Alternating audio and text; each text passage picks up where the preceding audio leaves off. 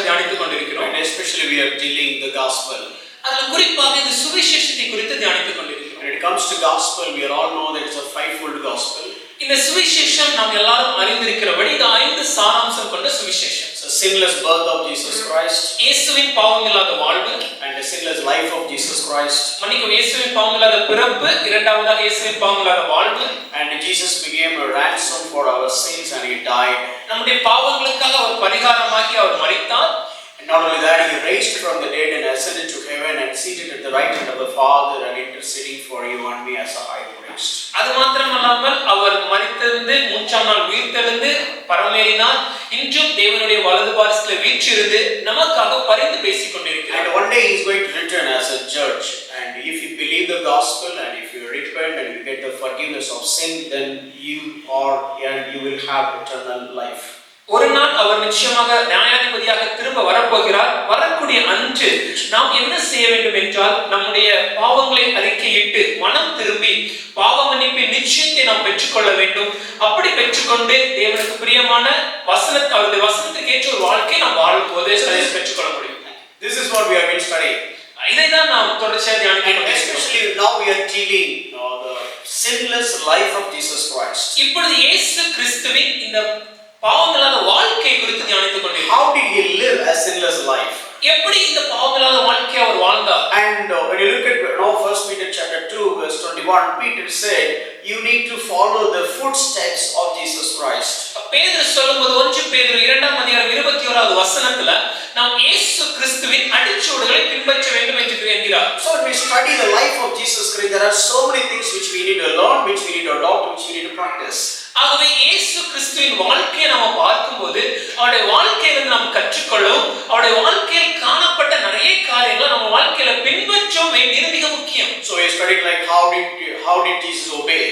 இயேசு எப்படி கீழ்ப்படிந்தார் என்பதை தியானித்தோம். How did he live a blameless life? ஒரு குற்றம் சாட்ட முடியாத ஒரு வாழ்க்கை எப்படி வாழ்ந்தார்? How did having the giving heart?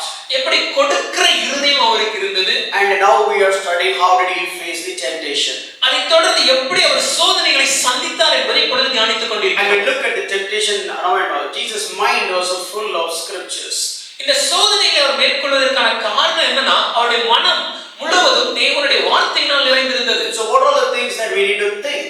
அப்படி இருக்கும்போது நான் என்னென்ன காரியங்களை சிந்திக்க வேண்டும்? When we read Philippians chapter 4:8, Paul was writing about 8 different things which we need to keep thinking of.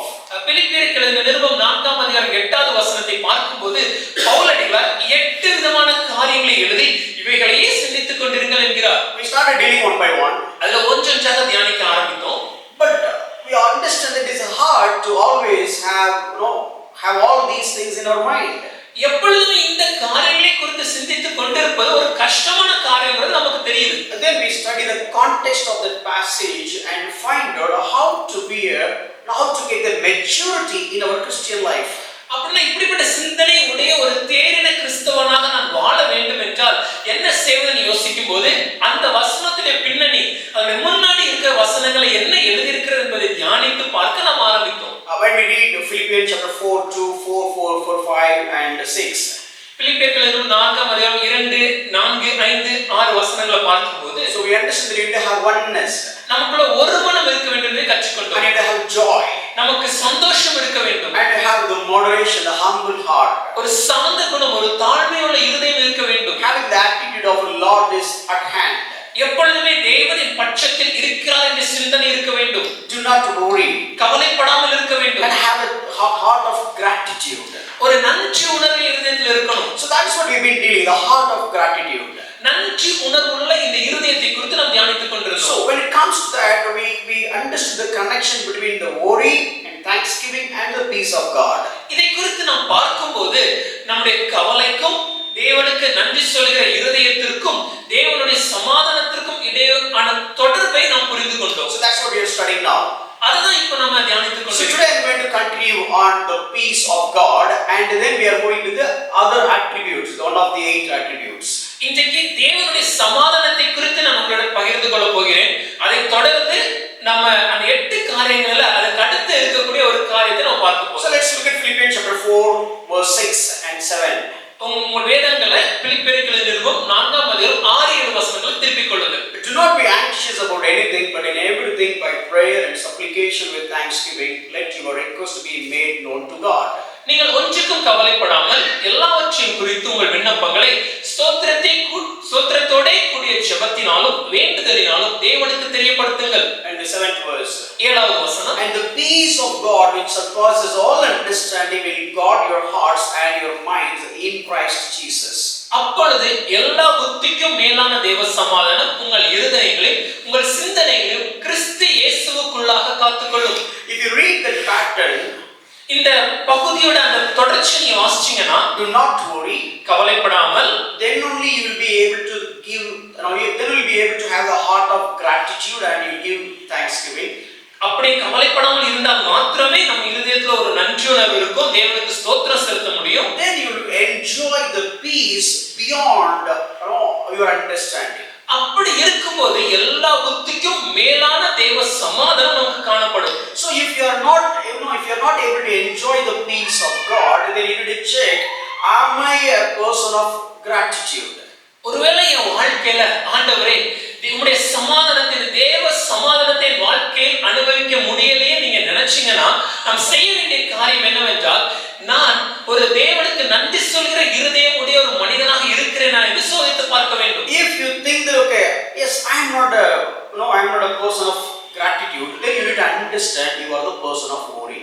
ஒருவேளை நீங்க ஆமா நான் தேவனுக்கு நன்றி சொல்லாத ஒரு மனிதன் தான் நீங்க புரிந்து கொண்டீங்கன்னா, அதுக்கு அர்த்தம் என்னவென்றால் நீங்கள் கவலையோடு வாழ்ந்து கொண்டிருக்கிற ஒரு மனிதன் என்று. So if you worry, if you keep on worrying, ஐயா வாழ்க்கையில கவலைகள் இருந்து கொண்டே இருக்குமே ஆயின், you will not be able to see all the good things that God has done and you will not give thanksgiving.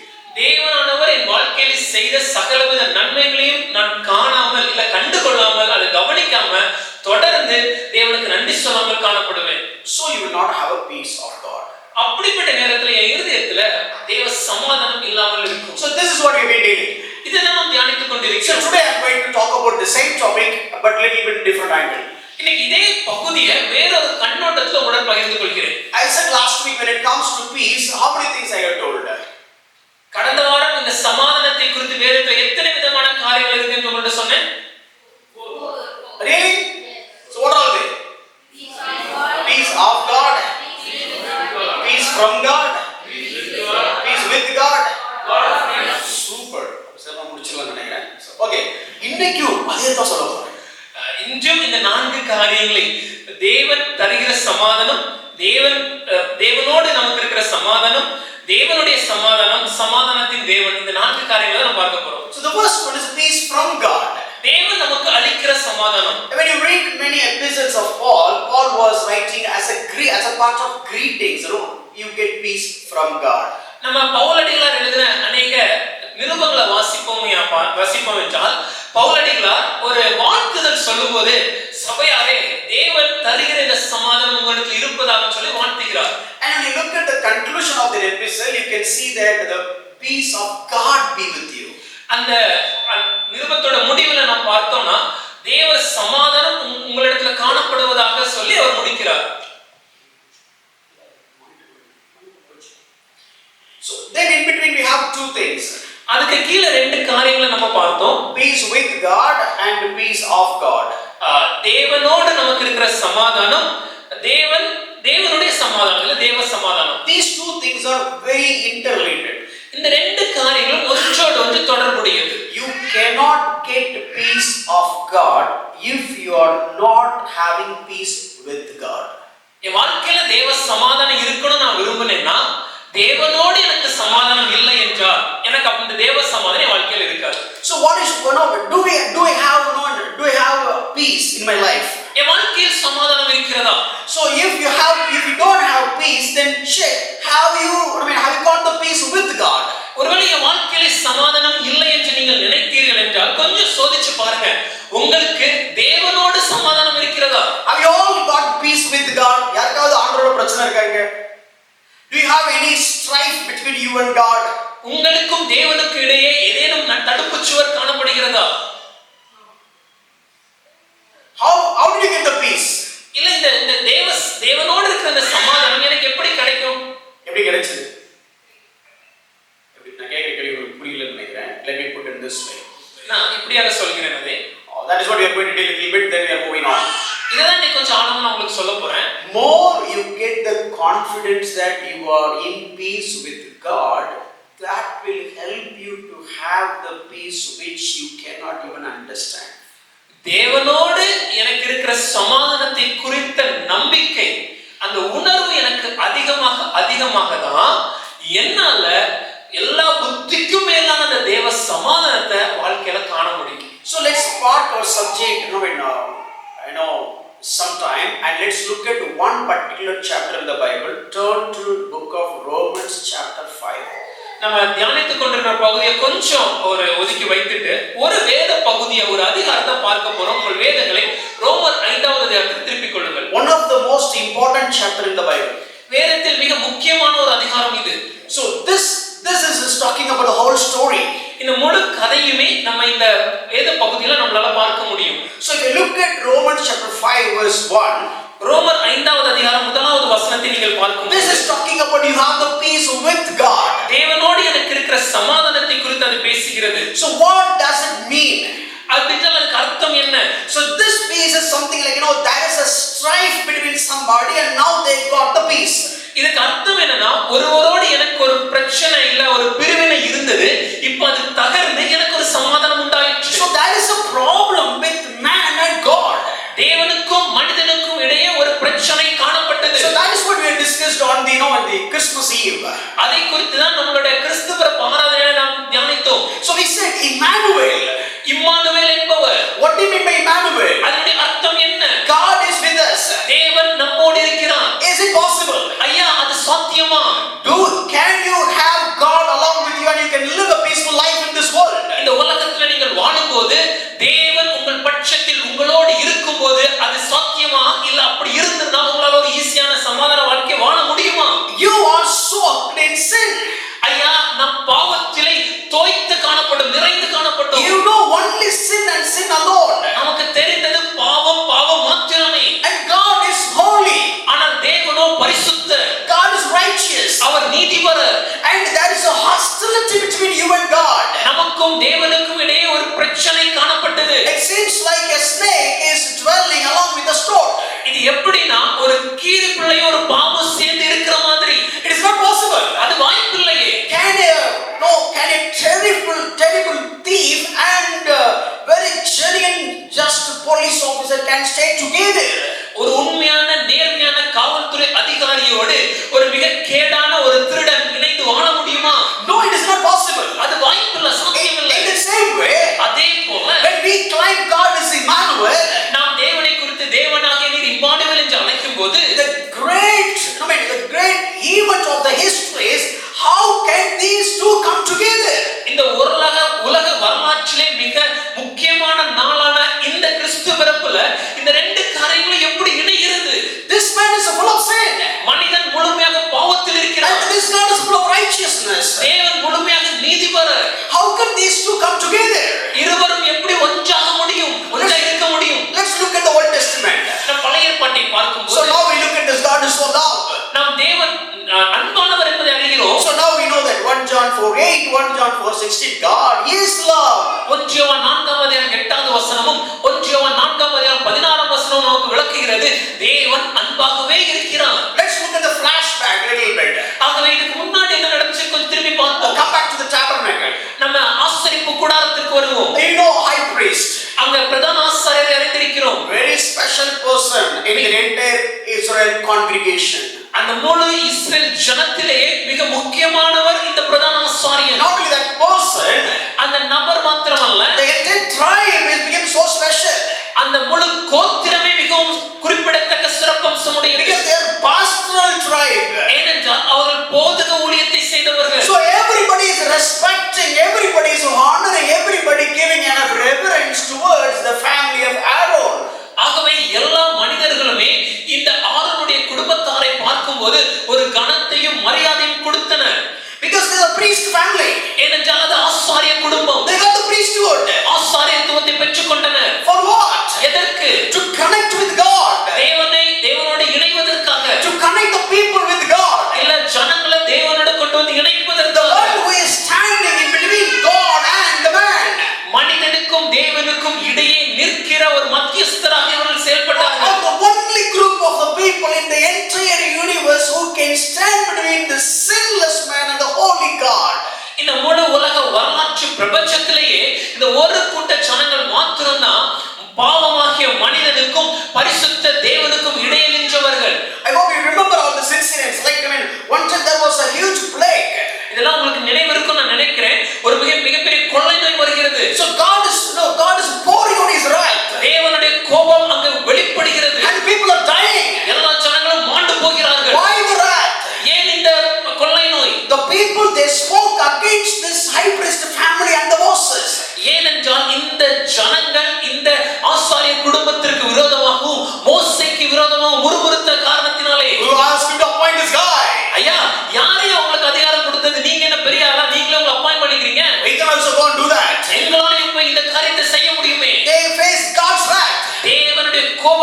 சந்தித்தனர். And Moses was in the middle.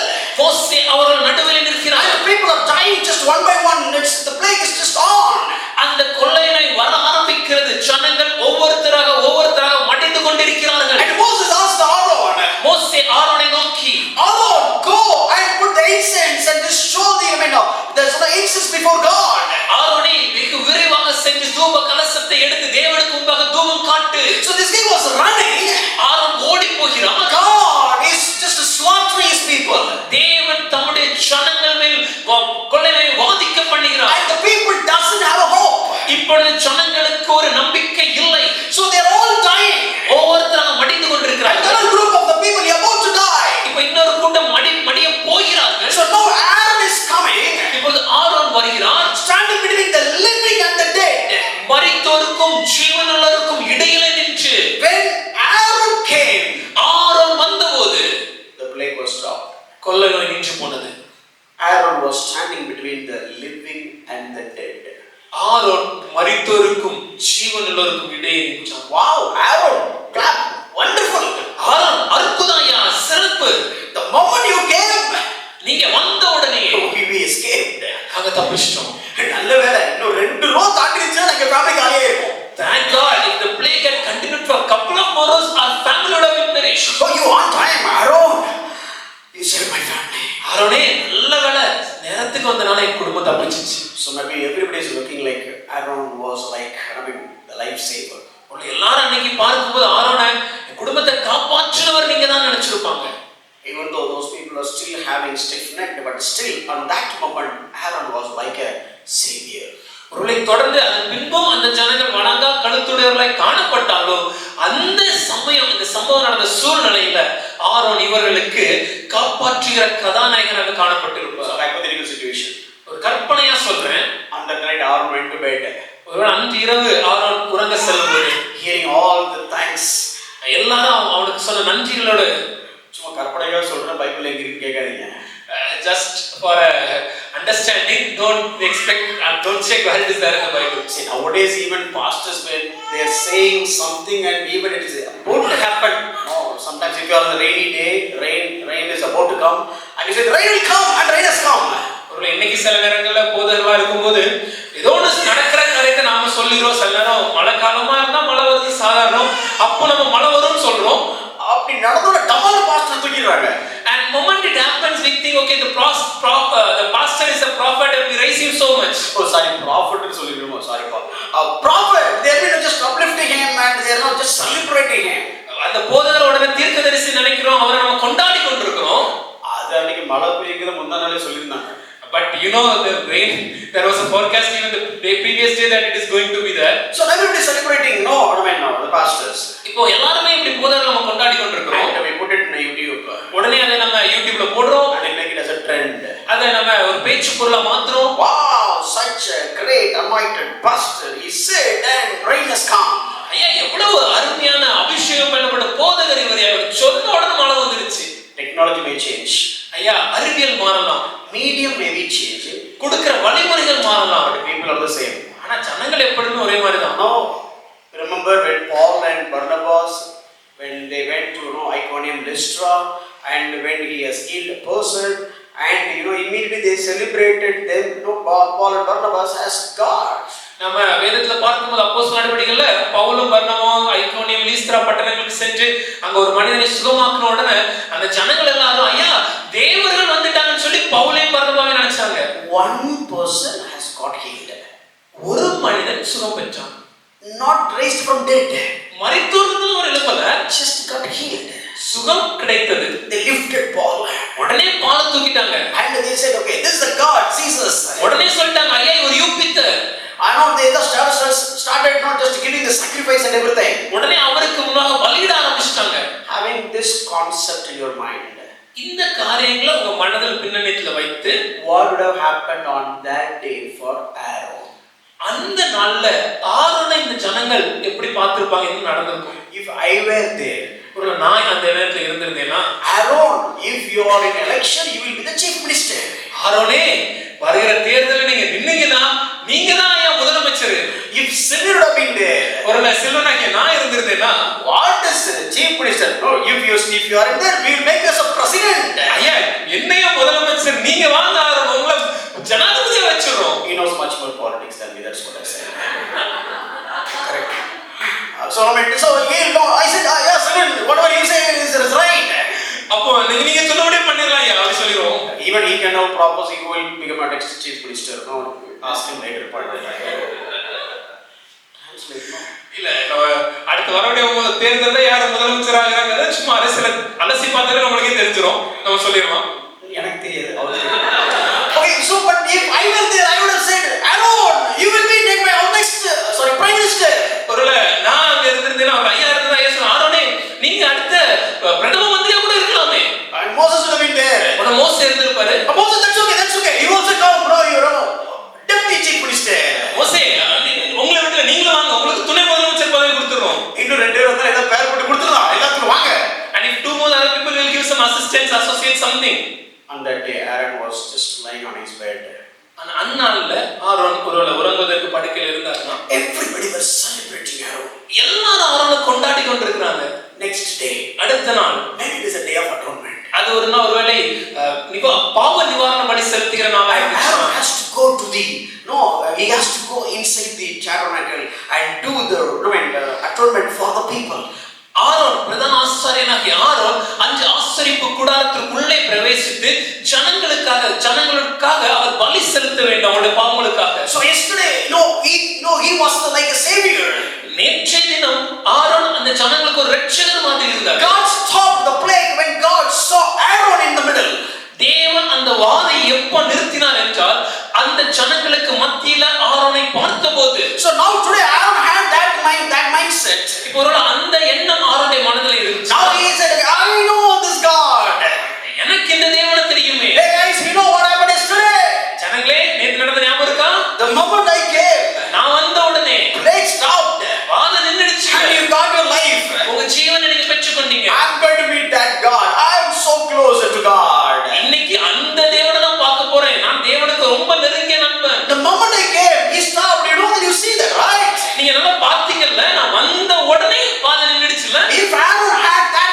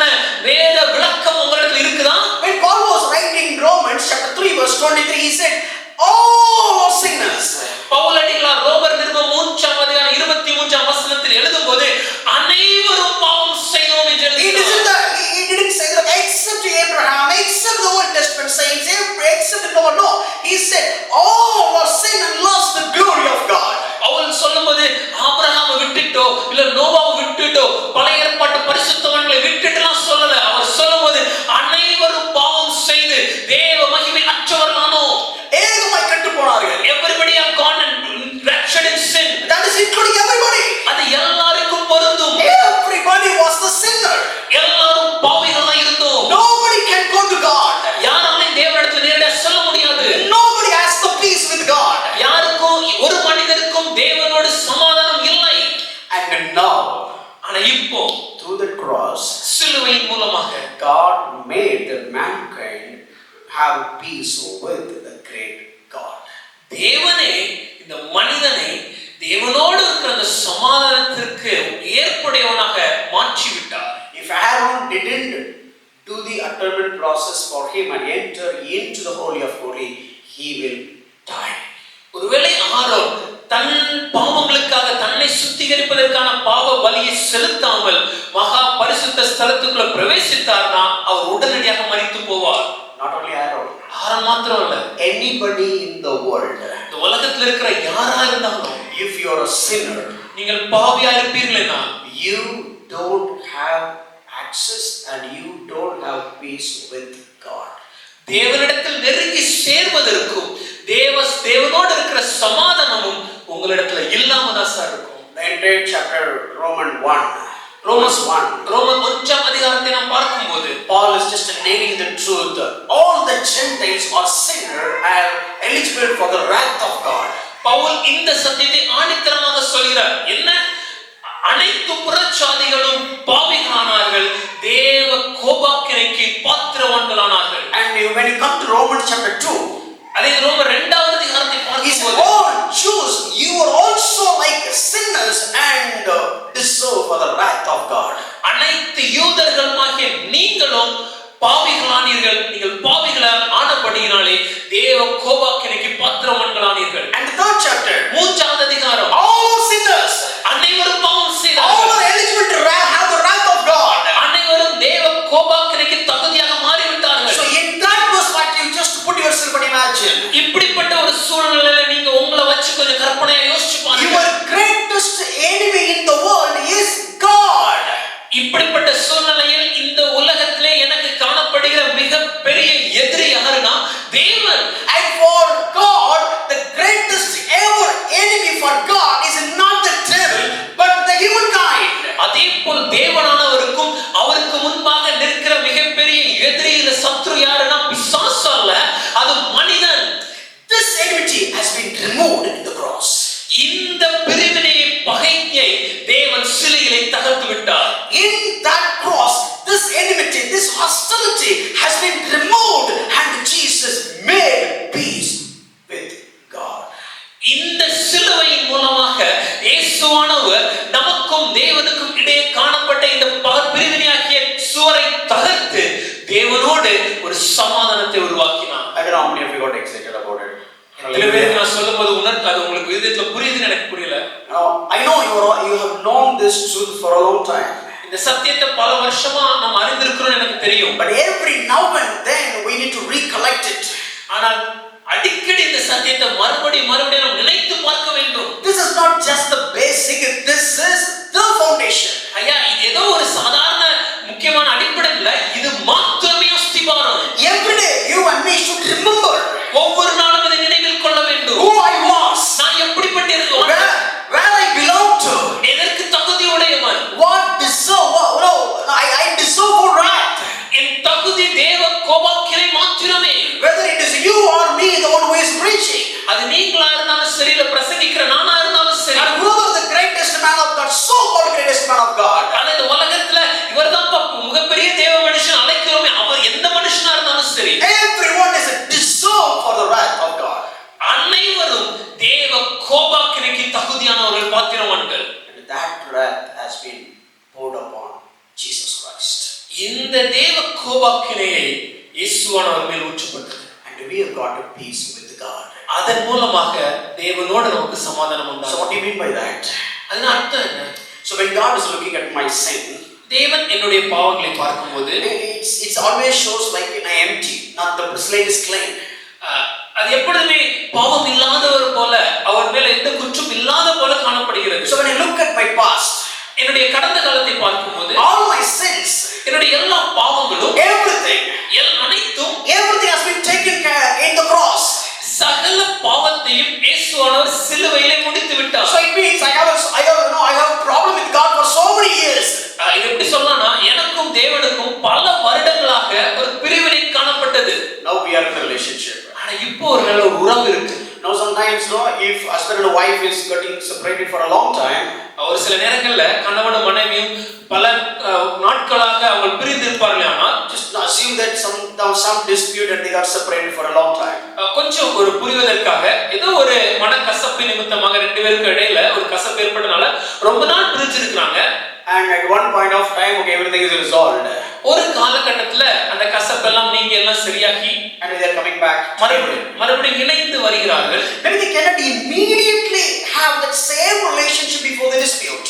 இந்த மனக்கசப்புக்கு முன்பாக எப்படி ஒரு உறவு ஒரு அன்பு இருந்ததோ உடனே அந்த அளவுக்கு ஒரு அன்பு அங்க நம்ம பார்க்கிறது கொஞ்சம் கஷ்டம். No, the very next day you not say, okay, make biryani immediately. அடுத்த நாள் நம்ம போயிட்டு உடனே பிரியாணி செய் உடனே செய் அப்படிலாம் சொல்ல மாட்டோம். You have a thought.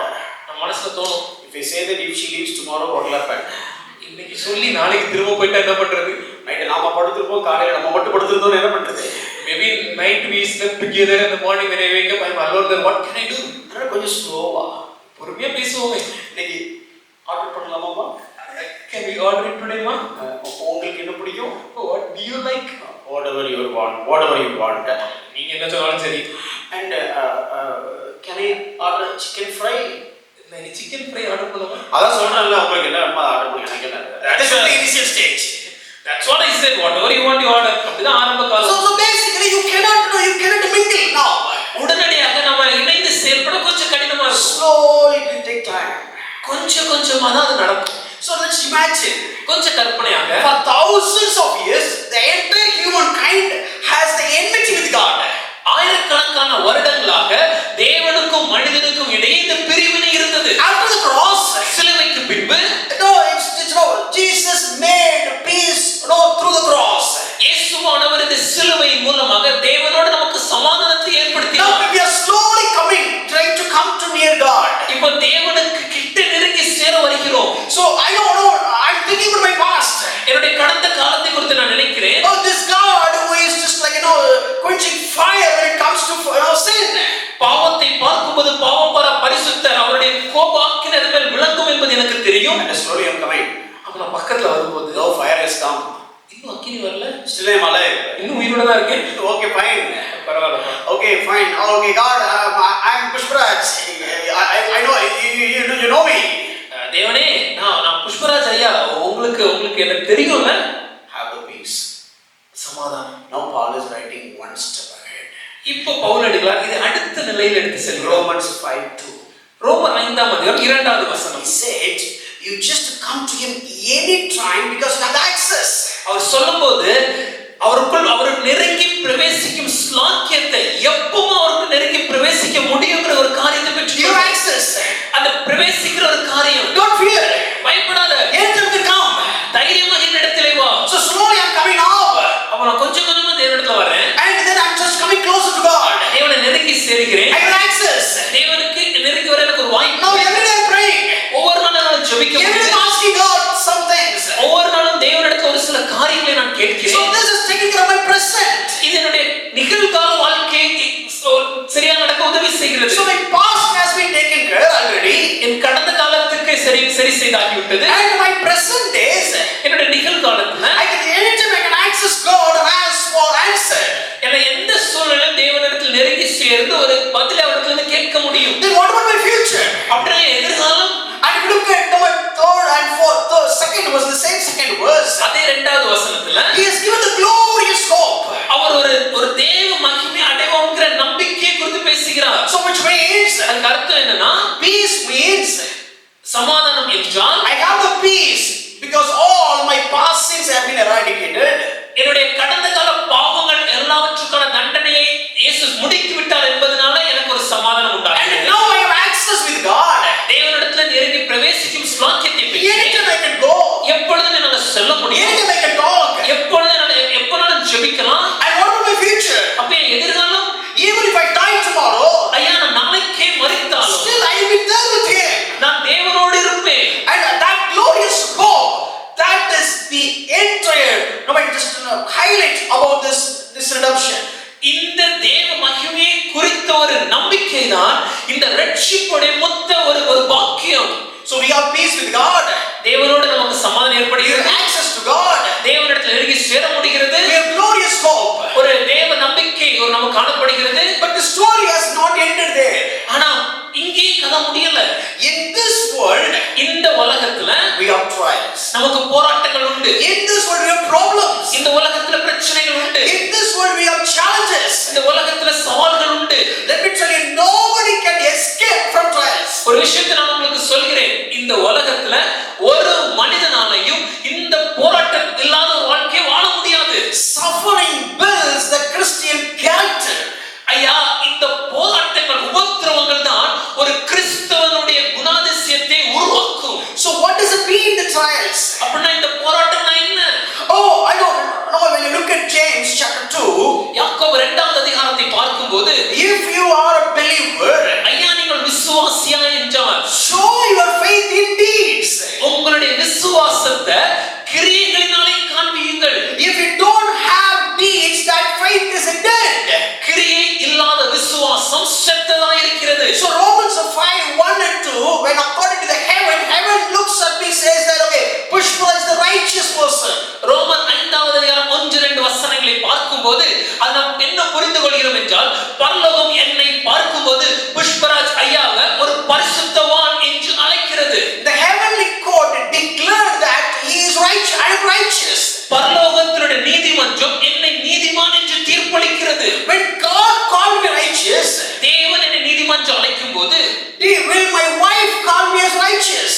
என் மனைவி என்ன நீதிமான் அழைப்பாங்களா? Would my children call me righteous? இல்ல என்னுடைய குழந்தை என்ன நீதிமான் என்று Would my அழைப்பாங்களா? neighbor call me righteous? இல்ல என்னுடைய உறவினர்கள் நீதிமான் என்று அழைப்பார்களா? If they don't see the progress in my life, how come they believe that I'm a righteous person? அவர்கள் என் வாழ்க்கையை பார்க்கும்போது என் வாழ்க்கையில ஒரு முன்னேற்றம் தேவனுக்கேற்ற சாயலை பார்க்கலனா அவர்கள் என்னை எப்படி நீதிமான் என்று அழைப்பார்கள்? So God is in the process of developing the Christian character in you and me. ஆகவே தேவனானவர் இந்த கிறிஸ்தவ சுபாவத்தை இந்த ஒரு மாற்றத்தை என் வாழ்க்கையிலே உண்டு பண்ணி கொண்டிருக்கிறார். And God has only one tool to bring the Christian character in our life. வாழ்க்கையில இந்த கிறிஸ்தவ சுபாவம் காணப்படுவதற்கு தேவன் பயன்படுத்துறது ஒரே ஒரு கருவிதான். That is what trials and tribulations. அந்த கருவியின் பெயர் உபத்திரவமும் பாடுகளும். So my past sins have been taken away. ஐயா, என்னுடைய கடந்த கால பாவங்கள் நிவர்த்தியாகி விட்டது. And heaven is looking at me with a smiling face. பரலோகம் என்னை பார்க்கும்போது ஒரு புன்முறுவலோடு என்னை பார்க்கிறது. Anytime I can boldly enter into the throne room of God.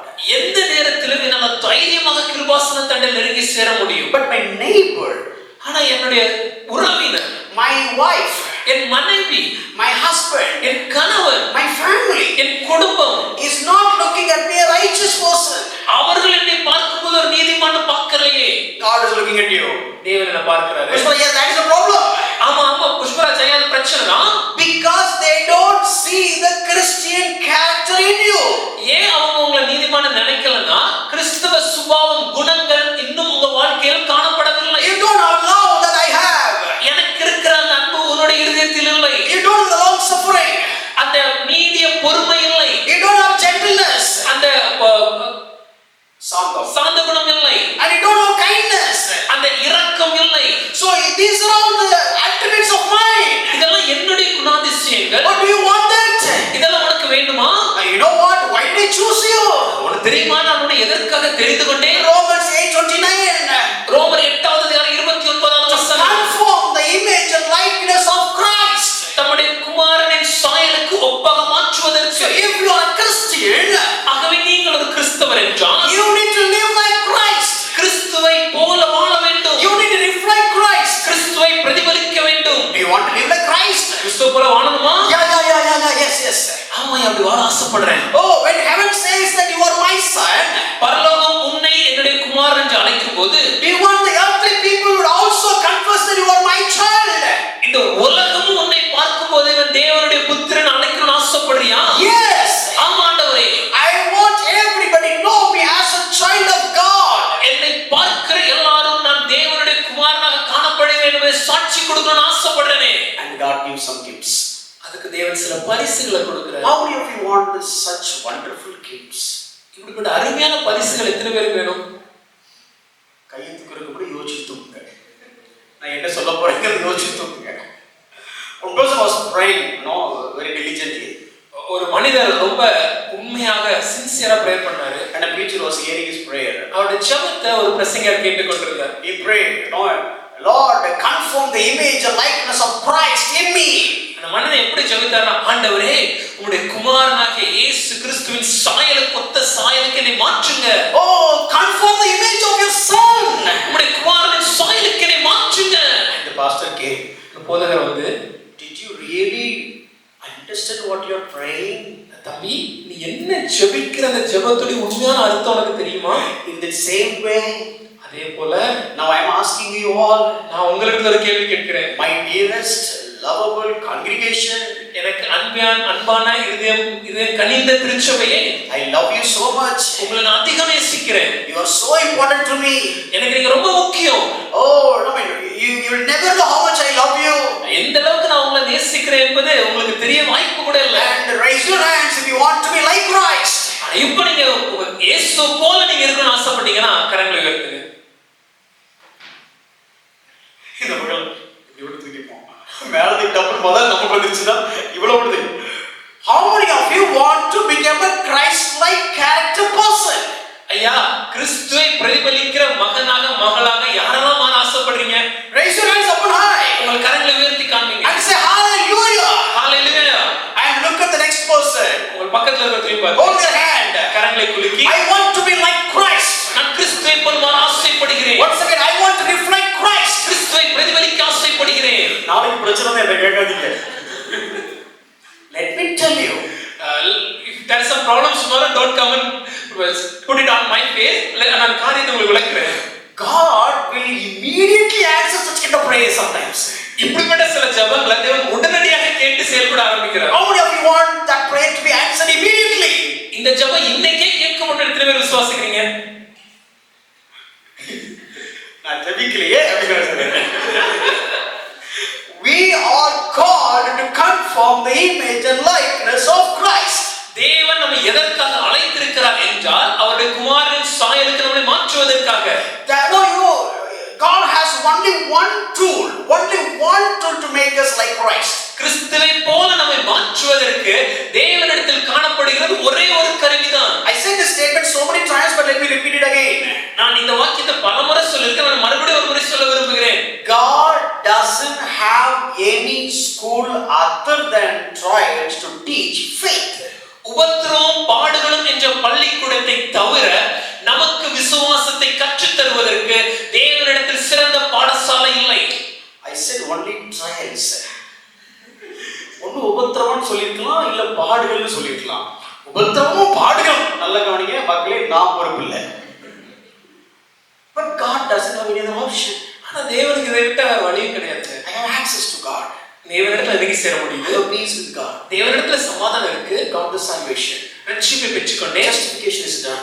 நீதிமானாக்கப்பட்டேன். What is the next step? இதுக்கு அடுத்து என்ன நடக்கணும்? I can boldly enter into the throne room of God. கிருபாசனத்தண்டை நான் நெருங்கி சேர முடியும். Every day I can pray. ஒவ்வொரு நாளும் நான் ஜெபிக்க I முடியும். can call him Abba Father. உம்மை அப்பா பிதாவை அழைக்க முடியும். But the life has not ended there. ஆனா என் வாழ்க்கை கூட முடியல. Christian life has not ended there. கிறிஸ்தவ வாழ்க்கை கூட முடியவில்லை. We are so comfortable to have a Christian life just like that. இப்படிப்பட்ட சொகுசான சௌகரியமான ஒரு கிறிஸ்தவ வாழ்க்கை நமக்கு ரொம்ப பிடிச்சிருக்கு. That is what most of the churches are preaching. இப்படிதான் இன்னைக்கு அநேக நேரங்களில் சபைகளிலும் இந்த வாழ்க்கை குறித்து நாம் பிரசங்கிக்கிறோம். Because most of the congregation like wanting that much. ஏனென்றால் இந்த சொகுசு கிறிஸ்தவ வாழ்க்கையை தான் சபையாரும் விரும்புகிறார்கள். That is why when problem comes we become shattered. ஆகவே தான் இந்த சூழ்நிலையில் ஒரு பிரச்சனை வந்துச்சுன்னா உடனே நொறுங்கி போயிடுறோம். We don't even understand why the problem is coming. எதற்காக இந்த பிரச்சனை எனக்கு வருகிறது என்பது புரிவதில்லை. How I need to handle the problem. இந்த பிரச்சனை நான் எப்படி சந்திக்க So வேண்டும்? we started worrying. அதை சந்திக்க தெரியாம கவலைப்படுறோம். And we are lamenting at God. தேவனை பார்த்து புலம்புகிறோம். And we don't have a heart of gratitude. தேவனுக்கு நன்றி சொல்கிற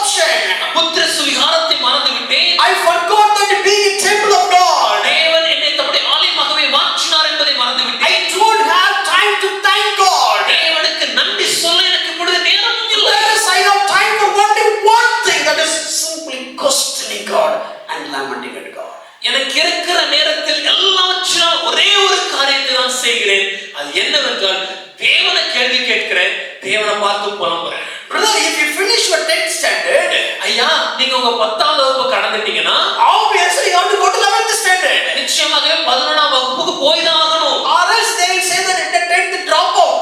இல்லன்னா நம்ம சொல்லும்போது 10ஆம் வகுப்புல பாடத்தை பாதியில நிறுத்தி விட்டான்னு So சொல்லுவாங்க. Christian life is every day's life of progression. அதே போலதான் கிறிஸ்தவ வாழ்க்கை ஒவ்வொரு நாளும் நாம் வளர்ந்து கொண்டே இருக்க வேண்டும். Romans 5:1. ரோமர் 5:1 The enmity has been removed. அந்த பிரிவினை தகர்க்கப்பட்டாயிற்று. Have the peace with God.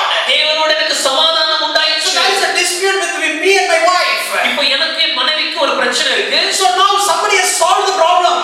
ஒரு நபர் வந்து இந்த பிரச்சனை சுகமாக தீர்த்து விட்டார். She came to my home. மனைவி மறுபடியும் வீட்டுக்கு And வராங்க. she is on that room, I am in this room. இப்போ என் மனைவி முதல் அறையில் இருக்கிறாங்க, நான் இன்னொரு அறையில் காணப்படுகிறேன். And whenever I go to my room, I just knock the door. ஒவ்வொரு முறையும் நான் என் மனைவி இருக்கிற அறைக்கு செல்லும்போது கதவை தட்டி Okay, can I order something? ஏதாவது ஆர்டர் பண்ணலாமான்னு கேட்கிறேன். Can you go for the function? அந்த ஃபங்க்ஷனுக்கு போலாமான்னு Are you கேட்கிறேன். ready? தயாராயிட்டாங்களான்னு கேட்கிறேன். This is just have the peace. இது அந்த சமாதானம் உண்டானதுனால ஏற்பட்ட நிலைமை. But the next step, ஆனா அதுக்கு அடுத்து என்ன நிலைமைனா, and when the relationship is getting stronger and stronger, அந்த உறவு இன்னும் மேம்பட வலுப்பட I will not knock the door. நான் போய் கதவை தட்ட மாட்டேன். I will ask, excuse me. வரலாமான்னு கேட்க மாட்டேன். I simply open the door and say, Honey, how are you? உரிமையோடு உள்ள செஞ்சு நல்லா இருக்கிறியாமான்னு கேட்பேன். Honey, come, let's go. தயாராயிட்டியமா வா போலாமே. Let's go out. நம்ம வெளியே செல்வோமே. Let's have the dinner outside. நம்ம வெளியே போய் இன்னைக்கு ஒரு உணவு அருந்தலாம். Let's have fun. நம்ம வெளியே சென்று சந்தோஷமா I got இருக்கலாம். the access. ஏன்னா எனக்கு உள்ளே நுழைவதற்கான பிரவேசிக்கும் ஸ்லாக்கியம் உண்டாயிற்று. But still, the life has not ended there. ஆனா இன்னும் அங்க வாழ்க்கை ஃபுல்லா முடியல. Still, in the marital life, there are so many stages you have to come across. இந்த திருமண வாழ்க்கையில் இன்னும் பல நிலைகளை நாம் கடக்க வேண்டும். The stage of a newly wedded couple to a good marital couple. ஒரு புதிதாக திருமணமான புதுமண தம்பதியர் என்ற ஒரு தருணத்தில் இருந்து ஒரு நல்ல ஒரு தம்பதியினர் இல்ல முதிர்ச்சியடைந்த தம்பதியினர் என்ற பருவத்தை நாம் அடைய வேண்டும். Then you have to step into a parenthood. அதன் பின்பாக ஒரு பெற்றோர் என்கிற ஒரு நிலைமை அடைவோம். Then you are no parent of adult. அதன் பின்பாக ஒரு இளம் பிராயத்தினர் அவர்களுடைய பெற்றோர். And one point of time you become a grandparent. ஒரு நேரம் வரும்போது நாம் கிராண்ட் பேரண்ட்ஸ் மாறணும். கல்யாணம் பண்ணதுக்கு அப்போ எப்படி இருக்குமோ அதே மாதிரி கடைசி வரைக்கும் இருக்கணும். கல்யாணம் பண்ணக்கூடாது. If you think that I have to be like the same way when I got married till then, you should not get married. So you expect the progression. இந்த வளர்ச்சியான வாழ்க்கையில் இருக்கிறது. In the same way, Christ is my bride. அதே So போல Christ is my bridegroom. அதே போல கிறிஸ்து என்னுடைய மணவாளன். I am the bride. நான் மணவாட்டி. Here we are fight. முன்னே உங்களுக்கு ஒரு பிரிவினை இருந்தது. Enmity was there. ஒரு பகை காணப்பட்டது. Even though we have got engaged before the foundations of the world. உலக தோற்றத்திற்கு முன்பாகவே இந்த நிச்சயதார்த்தம் நடந்திருந்தாலும் Ephesians 1:4. எபேசியர் 1:4 படி He predestined me before the foundations of the world. உலக தோற்றத்திற்கு முன்பாகவே அவர் என்னை முன்குறித்தார். The marriage is fixed.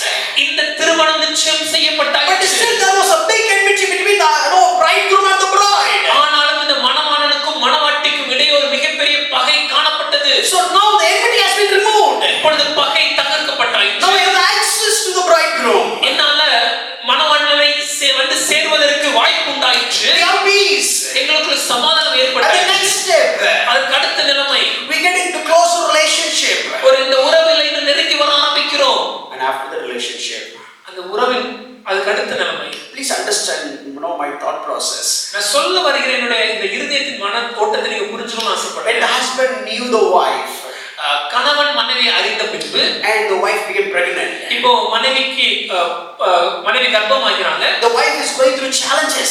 இப்போ அங்க சில போராட்டங்கள் இருக்கிறது. The wife is going through pain, வலிகள்ல காணப்படும் போது lot of struggles, அநேக கஷ்டங்கள், lot of changes in your body, தன்னுடைய சரீரத்தில் அநேக மாற்றங்கள், lot of changes in your mind, தன்னுடைய மனதில் அநேக மாற்றங்கள், and sometimes she loses her beauty, தன்னுடைய அழகை இழக்கிற சமயங்கள், sometimes she is losing her strength. தன்னுடைய பலனை இழக்கிற சமயங்கள். It looks like it's so hard. அது பார்ப்பதற்கு ரொம்ப கடினமா இருக்கு. It looks like so much painful. அது பார்ப்பதற்கு ரொம்ப வலிகள் நிறைந்த பாதையா But இருக்கு. still she is enjoying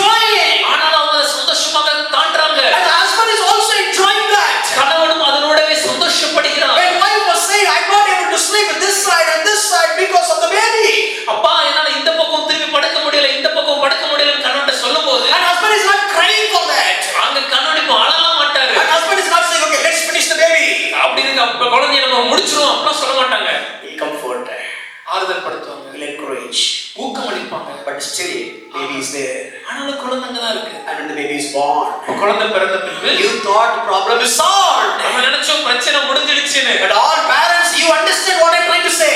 எல்லா பெற்றோருக்கும் நான் என்ன சொல்றேன் நல்லா புரியும். That is when problem starts. குழந்தை பிறந்த பின்னாடி தான் பிரச்சனை ஆரம்பிக்குது. ஒரு பிள்ளை பெத்துட்ட போதும் சந்தோஷம் வருது. Many people say, like some people say, if I just get a child, everything is fine. My point. என்ன சொல்றேன்னா, ஒரு பிள்ளை பெத்துட்ட போதும் சந்தோஷம் அவ்வளவு முடிஞ்சு. The moment the child is born, you can forget your happiness. Don't take me wrong by the way. நான் சொல்றது தவறான எண்ணத்துல புரிஞ்சுக்காதீங்க. My point is, என்ன சொல்ல வரேன்னா, till that day you live your life for yourself. அந்நாள் வரைக்கும் உங்கள் வாழ்க்கையை நீங்கள் உங்களுக்காக வாழ்ந்து கொண்டிருப்பீர்கள். On that point itself, ஆனா அன்கணம் முதல் you live your life for the children. உங்கள் குழந்தைகளுக்காக நீங்க வாழ ஆரம்பிப்பீங்க. Responsibility, கடமைகள். So when you got the access with God, தேவனோடு எனக்கு உள்ள நெருங்குவதற்கான வாய்ப்பு கிடைத்தது. now I have the intimate relationship with God. தேவனோட நெருக்கமான உறவு ஏற்பட்டது. Now God wants to develop His likeness in me. இப்பொழுது தேவன் தன்னுடைய சாயலாக என்னை மாற்ற விரும்புகிறார். Oh, God is doing so many changes in me. தேவன் என்னுடைய வாழ்க்கையில் அநேக மாற்றங்களை ஏற்படுத்துகிறார். Oh, it looks like it's a pain. பார்ப்பதற்கு வலிகளாக இருக்கிறது. It looks like it's hard. கடினமாக இருக்கிறது. But still God said, go ahead. ஆனா தேவன் சொல்றாரு, இல்லப்பா இப்படிதான். How come, Lord? ஆண்டவரே, எப்படி ஆண்டவரே? No, this is what the Christian life. இப்படிதான்ப்பா கிறிஸ்தவ வாழ்க்கை இருக்கும். Look at the marital life. கல்யாண வாழ்க்கையை பாருங்க. After got the wedding. திருமணம் முடிந்த பின்பு No, you were like a beautiful woman. ஒரு அழகான பெண்மணியாக இருந்தீங்க. But one point of time you became like a beautiful mom. ஆனா ஒரு நாள் வரும்போது நீங்க அழகான ஒரு அம்மாவாக மாறுறீங்க. How did you get the progression? இந்த காரியம், இந்த மாற்றம் எப்படி நிகழ்ந்தது? A tough journey, right? ஒரு கடினமான பாதை. Exactly. அதே போலதான் That is our Christian life. கிறிஸ்தவ வாழ்க்கையும் இருக்கிறது. So that is what God said. That's what Paul says in the same passage, Romans. ஆகவே தான் பவுல் அடிகளார் இதே ரோமர் நிருபத்துல சொல்லும்போது 5, 3 and 4.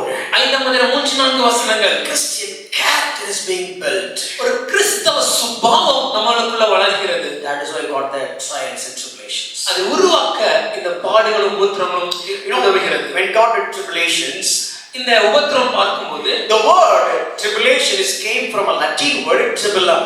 இந்த உபத்திரம் என்பது எங்க இருந்து வந்துச்சுன்னா, அது ஒரு லத்தீன் வார்த்தை ட்ரிபுலம் என்கிற வார்த்தையில இருந்து உருவானது.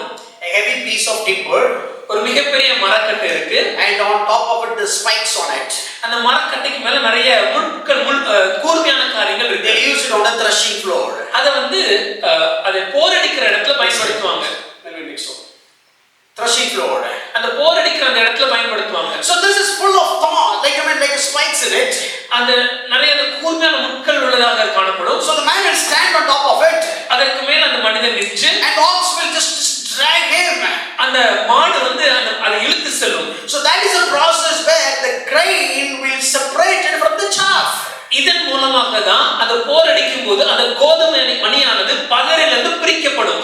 That is the process God is doing in our life. இதே மாதிரியான ஒரு காரியத்தை தான் தேவன் உங்க வாழ்க்கையில என் வாழ்க்கையில செய்கிறார். Got the peace. சமாதானம் ஏற்பட்டாயிற்று. Got the access. அவரோடு பிரவேசிக்க முடியுது. The next one is a character. அதுக்கு அடுத்த குணநலம். So what is the tool? அதுக்கு ஏற்படுத்துற கருவி. The tool of trials. போராட்டம்ல உபத்திரம் tool of tribulations. பாடுகள் என்ற கருவி. When you look at the fruit, நாம இந்த பழத்தை பார்க்கும்போது the fruit is just looks right outward, it doesn't look good. வெளியே அது பார்க்க ரொம்ப அழகா இருப்பதில்ல. When you say that there is a good amount of essence in it, ஆனால் அந்த பழத்திற்கு உள்ளே மிக அருமையான சுவை நிறைந்தது காணப்படுது. நான் so you know what God is doing? தேவன் என்ன செய்வாரு? God wants to bring the best essence of the fruit out. அந்த பழத்துல காணப்படுகிற சிறந்த சுவை மிகுந்த அந்த திரவியத்தை வெளியே கொண்டு வரணும். And God, you know what God is doing? அதுக்கு தேவன் என்ன செய்கிறார் தெரியுமா? God is squeeze the fruit. அந்த பழத்தை அப்படி நசுக்கும் போது, if God doesn't squeeze the fruit, you will never know what amount or what kind of taste or the juice in it. ஒருவேளை தேவன் அந்த பழத்தை அப்படி கசக்கி பிழிந்து உள்ள இருக்கக்கூடிய அந்த சாரை வெளியே எடுக்கலனா, அந்த சார் எவ்வளவு அருமையான சுவை மிகுந்தது நமக்கு தெரியாமலே போயிடும். How many of you want to see the good essence of yours? ஐயா, எத்தனை பேர் உங்க வாழ்க்கையில காணப்படுகிற அந்த சுவை மிகுந்த சாறு வெளியே வரணும்னு ஆசைப்படுறீங்க? How many of you want that? எத்தனை பேர் ஆசைப்படுறீங்க? Raise your hands. கரங்களை உயர்த்தி காண்பீங்க. Expect trials. அப்படி நடக்கணும்னா expect trials, உபத்திரவத்தை எதிர்பாருங்க, expect tribulations, பாடுகளை எதிர்பாருங்க, expect challenges. சவால்களை எதிர்பாருங்க. Nobody will preach this on the New Year Day sermon, புதுவருட ஆராதனையில யாருமே பிரசங்கம் பண்ண மாட்டாங்க. but I think we have preached the same in the New Year sermon as well. ஆனா புதுவருட ஆராதனையில நாம் இதுதான் தியானித்தோம். That is the reality. ஏன்னா அதுதான் நிதர்சன உண்மை. Church is not the place of giving false hope, but church is the place where building the character. சபையானது ஒரு பொய்யான நம்பிக்கை கொடுக்கிற ஸ்தலம் அல்ல, நம்மளை கிறிஸ்தவனாக, கிறிஸ்தவ குணநலன்களை உடைய ஒரு மனிதனாக உருவாக்குகிற ஸ்தலம். The best example, one example quickly when it comes to the life of Daniel. ஒரு சிறந்த உதாரணம் சொல்லணும் தானியேலுடைய வாழ்க்கை. You need to understand the backdrop. நீங்க அந்த பின்னணியை புரிந்து கொள்ள வேண்டும். The sermon's backdrop. மன்னிக்கவும், இந்த பிரசங்கத்துடைய பின்னணியை மனதில் வைத்துக் கொள்ளுங்க. worry, கவலை இருக்குதுன்னா, so you are not ready to give thank, you are not ready to thank God.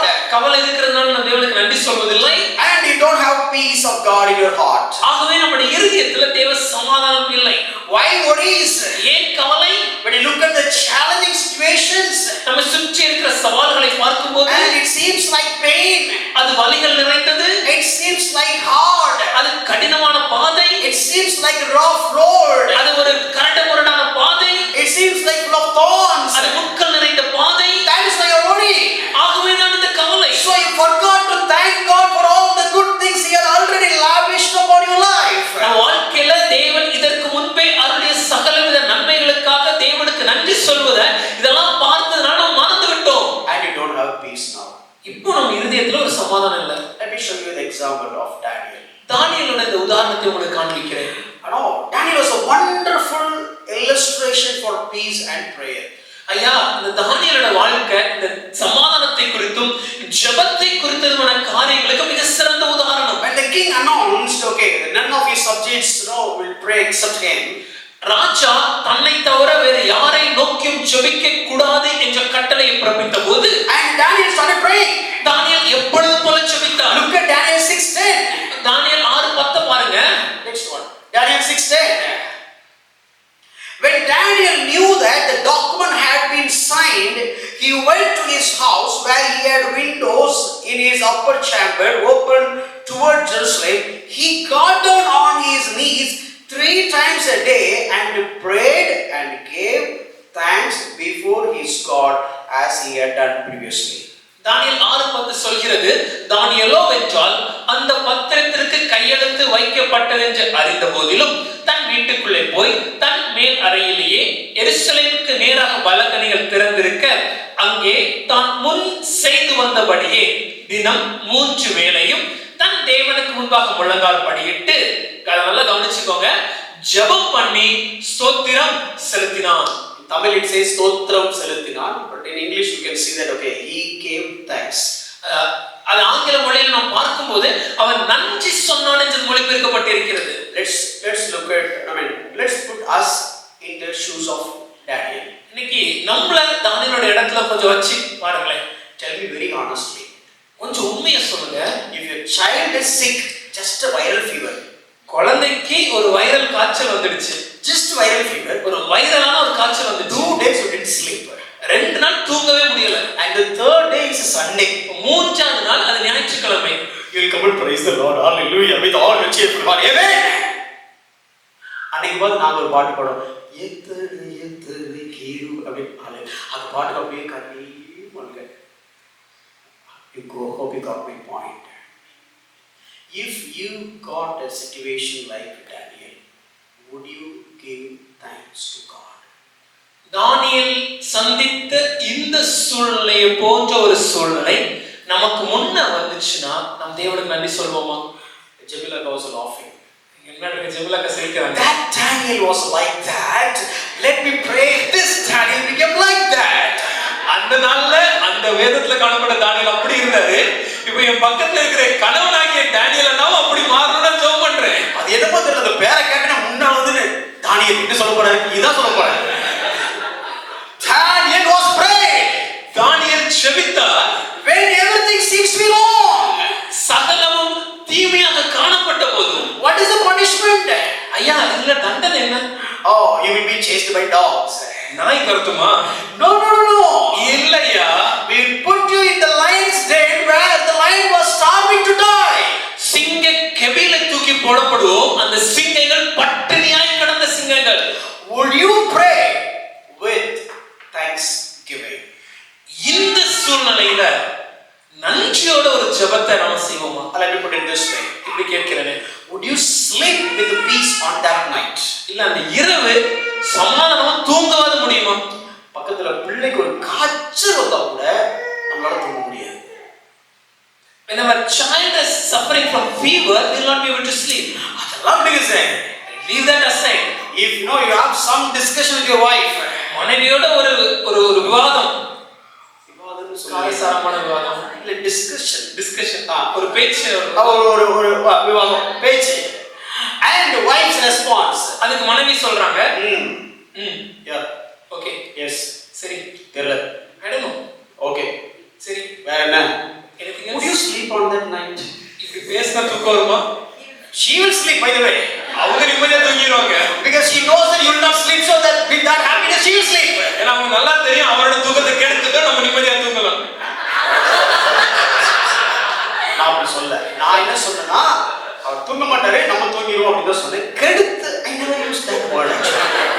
Okay, but you know, even that thing will spoil your peace. அந்த இதே நம்முடைய சமாதானத்தை சீர்குலைத்து விடும். When you are asking for water, தண்ணி கேட்கும்போது and if she brings a drink, அந்த தண்ணி கொண்டு வந்து அப்படியே குடிங்க, அவ்வளவுதான் போதும். that is enough. And whenever you ask what is that, ஏன் இப்படி பண்ணன்னு கேட்டா, you know, whenever wife says ஒண்ணுமில்லை, எப்பெல்லாம் மனைவி நத்திங் அப்பா அப்படி சொன்னாங்கன்னா, nothing means everything. அது ஒண்ணுமில்லைக்கு பின்னாடி 1000 காரணம் இருக்கும். ஒண்ணு படுக்கிறதுக்கு கூட ஒண்ணு இல்லைன்னு சொல்லி படுத்தா அவ தூங்க மாட்டான். Before you go to sleep, and if the wife says nothing and she goes to sleep, that is the end of sleep for the husband. By the way, don't think that how did this guy know? எப்படி இவருக்கு தெரியும் நினைச்சுறாதீங்க. Every home has the same roof. எல்லா வீட்டுக்கும் ஒரே கூரை தான். That's okay. Pastor's home doesn't have different roof. போதகர்னால வேற கூரை கிடையாது. Okay, anyway, she is not here, I can boldly speak. இப்போ அக்கா இங்க இல்லாத காரணம் தைரியமா சொல்லலாம். So, but let's come to the subject. மறுபடியும் வேற பகுதிக்கு பார்ப்போம். That small million I thought அச்சச்சோ. Anyway, she will listen to audio, no? Okay. இப்போ ராஜி நம்மள பத்தி என்ன சொல்லிருப்பாங்க போல இருக்கு. No, Raji generally spoke, okay. So, no, the small thing will spoil the peace. இது ஒரு சின்ன காரியமே சமாதானத்தை கெடுத்து விடும். But here lion, ஆனால் இங்கே ஒரு சிங்கம், lions den, சிங்க கெபி, and the starving lions. அந்த சிங்கங்கள் அது பட்டினியோடு காணப்படுகிறது. If you want to look at their performance, அது எப்படிப்பட்ட சிங்கம் உங்களுக்கு தெரியணும்னா, in the next scene, அதுக்கு அடுத்த காட்சியில when all the conspirators, when they have been thrown into the den, இந்த சூழ்ச்சிக்காரர்கள் எல்லாம் அந்த கெபியில தூக்கி போடப்பட்ட போது, all the lions are a very good cricket players. அந்த லைன்ஸ் எல்லாம் நல்ல கிரிக்கெட் பிளேயர் போல, They dived and caught and finished. வானத்துல இருந்து கீழே வர முன்னாடி கேட்ச் பண்ணி சாப்பிடுச்சுங்க. In the same lions den, அதே சிங்க கெபியில் Daniel sleep with all his peace. தானியேல் முழு சமாதானத்தோடு இரவுல உறங்க முடிந்தது. When the king couldn't sleep in his palace, where Daniel got a very peaceful, sound sleep inside the lion's den. ராஜாவுக்கு தன்னுடைய அரண்மனையில் தூக்கம் வராதிருந்த போது தானியேலுக்கு சிங்க கெபியிலே ஒரு ஆழ்ந்த நித்திரை சமாதானத்தோடு செய்ய முடிந்தது. Great problem. பெரிய பிரச்சனை About to worry. அது நடக்க போகுது. About to worry. பெரிய பிரச்சனை. அதனால இப்போ அது கவலைக்கு நேரா வழி நடத்துது. Have to worry. கவலைப்பட வேண்டிய சூழ்நிலை. நம்மள worry பண்ணணும். அது எப்படி சும்மா இருக்கீங்க? When some problem goes and we don't worry, the people ask, why are you not worrying? Not people are. People இல்ல, வீட்ல இருக்க அம்மா கேட்பாங்க. worry. வீட்டம்மா கேட்பாங்க, ஏன் கவலைப்படுற? How come you sleep? உங்களால எப்படி தூங்க முடியுது? We are the, நாங்க தானியேல் பரம்பரை. We are Daniel's tribe. We decide to sleep, we'll sleep. தூங்கணும் முடிவு பண்ணிட்டா பிரச்சனையே பார்க்க மாட்டோம். Keep the lion as a pillow and we'll sleep. சிங்கத்தை கூட எங்க தலையணை வச்சு நாங்க தூங்குவோம். Jokes apart, understand the concept. வேடிக்கையா சொல்றேன், ஆனா இதோட உண்மை தன்மை நாம் புரிந்து கொள்ள வேண்டும். Darius, he was an emperor. தரியு ராஜா ஒரு மிகப்பெரிய ஒரு ராஜ்யபாரத்தின் தலைவன். He couldn't even rewrite the statutes that he had signed. தான் எழுதின பிரமாணத்தை, கையெழுத்திட்ட பிரமாணத்தை அவரால் கூட மாற்றி எழுத முடியாது. Even if king couldn't save Daniel, who else was there to save him? ராஜாவாலேயே தானியேலை காப்பாற்ற முடியலனா யாராலையா இந்த தானியேலை காப்பாற்ற முடியும்? All of your problems or my problems are not like Daniel's problem on that day. அன்றைக்கு தானியேல் சந்தித்து இந்த பிரச்சனை விட ஒரு பெரிய பிரச்சனை நம்ம சந்திக்கிற எந்த பிரச்சனையும் எனக்கு இல்ல. And Daniel didn't experience Romans 5:1. தானியேலுக்கு இந்த ரோமர் 5ஆம் அதிகாரம் 1ஆவது அதிகார வசனத்துல நடந்த இந்த காரியங்கள் எல்லாம் கிடையாது. Daniel didn't experience Romans 5:2. ரோமர் 5:2 சம்பவம் தானியேலுடைய வாழ்க்கையில் கிடையாது. Even that point of time also the enmity between God and man was there. தானியேல் இருந்த சமயத்தில் தேவனுக்கும் மனிதனுக்கும் இடையே பகை அன்று இருந்தது. And Daniel was not the temple of living God. தேவன் தம்முடைய வாசஸ்தலமாக தானியேலுடைய சரீரத்தை இன்னும் மாற்றவில்லை. At that point of time Daniel didn't receive the spirit of adoption. புத்திர சுவிகாரத்தின் ஆவியை தானியேல் பெற்றுக்கொள்ளவில்லை. And Daniel didn't enjoy the benefits of cross. சிலுவையின் மூலமாக கிடைக்கிற நன்மைகளின் பலன்களை தானியேல் அனுபவிக்கவில்லை. Still Daniel was under the blood of bulls and oxen. அன்றும் இன்றும் கன்றுகளும் இல்ல மிருகங்களுடைய இரத்தத்திற்கு கீழே தான் தானியேல் காணப்பட்டான். Then look at how much greater covenant you and me are in nowadays. அப்படி இருக்கும்போது நீங்களும் நானும் எவ்வளவு சிறந்த உடன்படிக்கையின் கீழே காணப்படுகிறோம். Even in those days, அந்நாட்களிலே கூட the greatest ever problem is if the king couldn't save him. மிகப்பெரிய பிரச்சனை ராஜாவை காப்பாற்ற முடியாத சூழ்நிலை. The emperor couldn't save him. மொத்த சேனைகளின் தலைவர் அவரால் எதுவும் பண்ண முடியல. அந்த பேரரசரால கூட காப்பாற்ற முடியாது அவனை. The emperor could not save him. How much could have lamented? எவ்வளவு பலம் இருக்கணும்? How much could have screamed? எவ்வளவு கத்தி இருக்கணும்? How much could have feared? எவ்வளவு பயந்து இருக்கணும்? How much could have terrified? எவ்வளவு கலங்கி இருக்கணும்? How come he maintained the peace? எப்படி ஐயா அவரால் தன் சமாதானத்தை காத்துக்கொள்ள முடிந்தது? Go back and read the scripture. அங்க போய் அந்த வசனத்தை வாசிச்சு பாருங்க. No, the striking thing is, அது ரொம்ப முக்கியமான விஷயம். he didn't pray before that has been signed.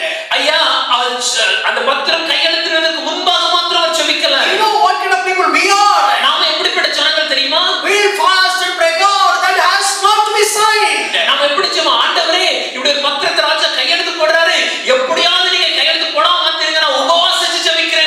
Somehow it has not to happen. எப்படியாவது நடக்காம தடுத்துருங்க ஆண்டவரே. Even the king is dying, that's okay. ராஜா செத்து போனா கூட பரவாயில்ல, தடுத்துருங்க ஆண்டவரே. But it is all signed. ஆனா கையெழுத்திட்டாயிற்று. Daniel knew that the king will not be able to rewrite the statutes. தானியேலுக்கு நன்றாக தெரியும் ராஜா நினைச்சா கூட இந்த பிரமாணத்தை மாற்றி எழுத முடியாது என்று. Look at that one line. அது ஒரு வரியில When Daniel knew that the document had been signed. தானியேலோ என்றால் அந்த பத்திரத்திற்கு கையெழுத்து வைக்கப்பட்டது என்று அறிந்த போதிலும் அப்ப தெரிஞ்ச உடனே தலையடிச்சு என்ன ஆண்டவரே டெய்லி ஜெபம் பண்ணேன். When the moment he knew it, he was not hitting on his head and chest and crying out, why God, I prayed so much, why did you allow it? That is what the peace surpasseth all your understanding. இந்த சமாதானம் தான் எல்லா புத்திக்கும் மேலான தேவ சமாதானம். He came and he prayed. எப்பொழுது போல அவர் வந்து ஜெபித்தார். And in his prayer he was giving, he was doing thanksgiving. அந்த ஜெபத்துல அவர் தேவனுக்கு நன்றி சொல்கிறார். The prayer with thanksgiving bring peace.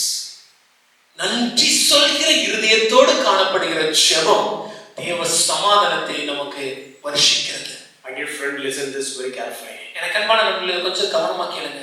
Don't take me wrong. தப்பா என்ன புரிஞ்சுக்காதீங்க. But I'm just trying to nail this point. ஆனா இந்த சத்தியத்தை நீங்க புரிந்து கொள்ளணும்னு ஆசைப்படுறேன். A man who doesn't have the peace with God, he has the peace of God after praying with thanksgiving without worry. தேவனோடு சமாதானம் இல்லாத ஒரு மனிதன் தேவ சமாதானத்தை பெற்றுக்கொள்வதற்கு காரணம் என்னவென்றால் எந்த கவலையும் இல்லாமல் ஸ்தோத்திரமும் நன்றி சொல்கிற இருதயத்தோடு அவன் ஜெபித்ததே. Hallelujah. உடனே கேட்கக்கூடாது, Daniel not having peace with God. அப்படின்னா தானியேலுக்கு தேவனோடு சமாதானம் இல்லையா? Doctrine. பொய் உபதேசம் ஐயா. Had a vision. தவறான தரிசனமா இருந்துச்சு. I do understand. அதெல்லாம் எனக்கு புரியல ஐயா. But when compared to me and Daniel, ஆனால் என்னையும் தானியேலையும் ஒப்பிட்டு பார்க்கும்போது, when compare you with Daniel, உங்களையும் தானியேலும் ஒப்பிட்டு பார்க்கும்போது you are in the greater covenant. நீங்கள் சிறந்த உடன்படிக்கையில் இருக்கிறீர்கள். Hallelujah. Hallelujah. Matthew 11 verse 11. மத்தேயு 11:11. When Jesus was made a command about John the Baptist, இயேசுவானவர் யோவான் ஸ்நானகனை குறித்து ஒரு வாக்கியத்தை சாட்சியை சொல்லும்போது, the one who came from the womb of a woman, this man is the greatest prophet. But the one who was born again yesterday, the one who came into the kingdom of God, he is greater than that prophet. ஸ்திரீகளுக்குள்ளே பிறந்தவனிலும் யோவானை விட பெரியவன் இல்லை, ஆனாலும் நேற்று தேவனுடைய ராஜ்யத்துல பிரவேசிக்கிற ஒரு சிறியவன், இல்ல நேற்று புதிய மனுஷனாக மாறின ஒரு சிறியவன் இந்த யோவானை விடவும் பெரியவன் என்று இயேசு சொன்னார். Raise your hand and say hallelujah if you are greater than Daniel. தானியேலை விட நீங்க பெரியவங்க உணர்ந்தீங்கன்னா கரங்களை உயர்த்தி அல்லேலூயா சொல்ல முடியுமா? உண்மையிலே சொல்றீங்க? Is it true? தானியேல் பார்க்கல ஆச்சரியப்பட்டிருப்பாரு. Daniel itself will be surprised. இந்த ரெண்டு தடவை தானியேல் வந்து எது நீ அப்படினா சாரி தெரியாம சொல்றேன். I just want to get back my statement. Raise your hand and say hallelujah if you are greater than Daniel. தானியேலை விட சிறந்த உடன்படிக்கையில் நீங்க இருக்கீங்க நம்புனீங்கன்னா கரங்களை உயர்த்தி அல்லேலூயா சொல்லலாமா? Hallelujah. Hallelujah. Hallelujah. If you believe the cross, சிலுவையை நீங்கள் விசுவாசித்தீர்களா? if you believe Romans 5:1, ரோமர் 5:1 நீங்கள் விசுவாசித்தீர்களா? if you believe Romans 5:2, ரோமர் 5:2 நீங்கள் விசுவாசித்தீர்களா? let me tell you, you are greater than anyone in the Old Testament. நான் ஒரு காரியத்தை சொல்கிறேன், பழைய ஏற்பாட்டு பரிசுத்தவான்களை பார்க்கிலும் எல்லாரை விடவும் சிறந்த உடன்படிக்கை நிலைமையில் நீங்கள் இருக்கிறீர்கள். If Daniel could kept his peace in that level, let me tell you, you and me will enjoy more than that, the peace of God. ஐயா, பழைய உடன்படிக்கையில கீழே இருக்கிற தானியேலாலேயே இப்படிப்பட்ட ஒரு சமாதானத்தை அவன் வாழ்க்கையில அனுபவிக்க முடியும்னா, புதிய உடன்படிக்கையின் கீழே இருக்கிற நீங்களும் நானும் எவ்வளவு அதிகமான சமாதானத்தை நம்ம வாழ்க்கையில காணப்படணும். In the history, வரலாற்றை பார்க்கும்போது, I don't know whether the 7th century or later, அது 7வது நூற்றாண்டா அது பின்பு வந்த நூற்றாண்டா எனக்கு சரியா தெரியல. there was empires called Byzantine Empire. பைசாண்டைன் ஒரு எம்பையர் என்ற ஒரு ஆட்சி காணப்பட்டது. They have one method of firing. அவங்க ஒரு விதமான மற்றவர்களை தீயிட்டு கொளுத்துற ஒரு முறையை பின்பற்றுவாங்க. This is called Greek fire. Greek fire. Greek fire என்று அதுக்கு பெயர். They call it as a Greek fire. Greek fire என்று அதுக்கு பெயரிடுவாங்க. So that fire, it will burn things even in the surface of water. இதனுடைய சிறப்பம்சம் என்னன்னா, கடலுக்கு மேல தண்ணிக்கு மேல அந்த பொருள் காணப்பட்டாலும் அந்த பொருளை அது எரித்து விடும். So any coastal god weapon, any coastal god things, they will go and burn the entire coast guard base. ஆகவே இவங்க போர்வது என்ன செய்வாங்கன்னா, அந்த கடற்படையில காணப்படுகிற போர் அம்சங்கள் என்னவா இருந்தாலும் இந்த கிரீக் ஃபயர் இந்த காரியத்தை பயன்படுத்தி அந்த கடற்படையில காணப்படுகிற எல்லா எதிரியின் காரியங்களையும் அழித்து விடுவார்கள், எரித்து விடுவார்கள். Even now the method has not been revealed. இப்ப கூட இது எப்படி செஞ்சாங்கங்கறத நம்மளால கண்டுபிடிக்க முடியல. They couldn't find the formula. அது எந்த விதத்துல அதை செயல்படுத்தினாங்கறத சரியா கண்டுபிடிக்க முடியல. So you were there in the water surface. நாம இருக்கிறது தண்ணீருக்கு மேல. The water can quench the fire. தண்ணியால இந்த தீயை அணைக்க முடியும். என்னைக்காவது தீ தண்ணியை டாமினேட் பண்ணிருக்கா? தண்ணி தான் தீயை டாமினேட் பண்ணும். So generally you will not see the fire dominating the water. We'll see the fire the water dominating the fire. We don't see the fire dominating the water. Usually the water will dominate the fire. பொதுவா இந்த தண்ணி தான் தீ மேல் ஆளுகை செய்யும். But it comes to the Greek fire. அந்த Greek fire பார்க்கும்போது even the midst of the whole sea, அந்த முழு சமுத்திரத்தின் நடுவே காணப்பட்டாலும் they have the water everywhere. சுத்தி எல்லா பக்கமும் தண்ணி இருக்குது. But even the midst of water, the fire can quench them. இந்த சுத்தி அந்த தண்ணி இருந்தாலும் இந்த தீ அவர்களை எரித்து விடும்.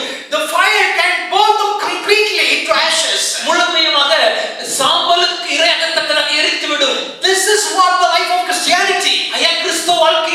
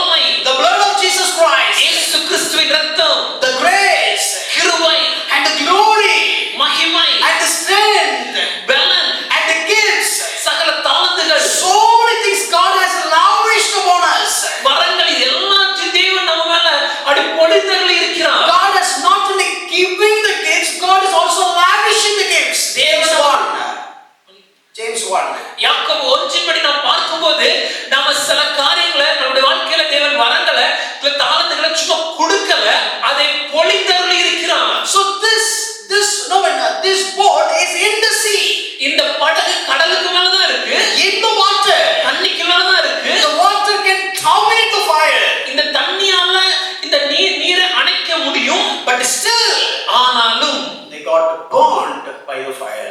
அந்த தீ எரிந்து அவர்கள் இரையானார்கள். The same way, அதே போல in the Christian life, கிறிஸ்தவ வாழ்க்கையிலும் even though we do have a massive amount of grace, நம்மளை சுற்றி மிகப்பெரிய அளவுக்கு கிருபை காணப்பட்டாலும் when such kind of fire comes, இந்த மாதிரி ஒரு தீ நம்மளை நோக்கி வரும்போது we don't know how to handle it. அது எப்படி கையாளுவது நமக்கு தெரியல. And we are just burnt out and dried out. அதிலே நாம் எரிந்து சாம்பலுக்கு இரையாகிறோம். If you really understand the principles of God, ஆனா உண்மையாகவே தேவன் நமக்கு அருள் இருக்கிற கோட்பாடுகளை புரிந்து கொண்டோம் என்றால், and they talk about that escapism when it comes to Greek fire. இந்த கிரீக் ஃபயர்ல இருந்து எப்படி தப்பிக்கிறதுங்கறத பார்க்கும்போது, As long as you are in the boat, you are in danger. நீங்க அந்த படகுல இருக்கிற வரைக்கும் உங்களுக்கு பிரச்சனை. If you jump down to the water, ஆனா தண்ணில குதிச்சிட்டீங்கன்னா, and if you are able to control your breath, உங்களுடைய மூச்சு அடக்கிட்டு if you go beneath the water, தண்ணிக்கு கீழ நீங்க போயிட்டீங்கன்னா, you will save. நீங்க பாதுகாப்பா இருப்பீங்க. The water cannot burn. Sorry, the fire cannot burn you. தண்ணிக்கு கீழ மூங்கி இருக்கிற ஒருவனை அந்த தீயால ஒன்றும் செய்ய முடியாது. That is where you can have the perfect peace. இங்குதான் அந்த பூரண சமாதானத்தை நாம் பெற்றுக்கொள்கிறோம். My dear friend, எனக்கு அன்பானவர்களே, when God is working on your Christian characters, தேவன் உங்க வாழ்க்கையில கிறிஸ்தவ சுபாவத்திற்கு ஏற்றவாறு உங்களை மாற்ற செயல்படும் போது, God is just making you in the image and likeness of His own Son. தம்முடைய குமாரனின் சாயலுக்கு ஏற்றவாறு நம்மை மாற்றும் போது, What do you need to do? நான் என்ன செய்ய வேண்டும்? Don't just be above the surface of the water. அந்த கடலுக்குடைய மேல் பரப்புமா இருக்காதீங்க. சும்மா ஏதோ சர்ச்சுக்கு வந்தோம், I just came to the church, college Bible படிச்சோம், I read the Bible in the morning, ஜெபம் பண்ணோம், I prayed something, அப்புறம் சேம் லைஃப். and அதுக்கு என் வாழ்க்கை அப்படியே தான் இருந்துச்சு. No, இல்ல, get deep dive into God. தேவனுக்குள்ளாக முத்து குளிக்க No, அழைக்கப்பட்டிருக்கோம். just make effort உள்ளே நம்ம அதுக்கு முயற்சி எடுக்கணும். to control your breath. மூச்சு அடக்கி, When the world is just pulling you out, உலகம் நம்மளை இழுக்கும் போது, when all your fleshly desires and the world is just pushing you out, மாம்ச இச்சைகளும் சிந்தனைகளும் நம்மளை இழுக்கும் போது, don't control by your fleshly desires. மாம்ச இச்சைகளுக்கு நாம் இடம் கொடுக்காதபடி, Take the control of yield to the control of the Holy Spirit. ஆவிக்கேற்றபடி நடந்து கொள்கிறவரான ஆளுகைக்கு கீழே இருக்கணும். Let the Spirit of God influence you.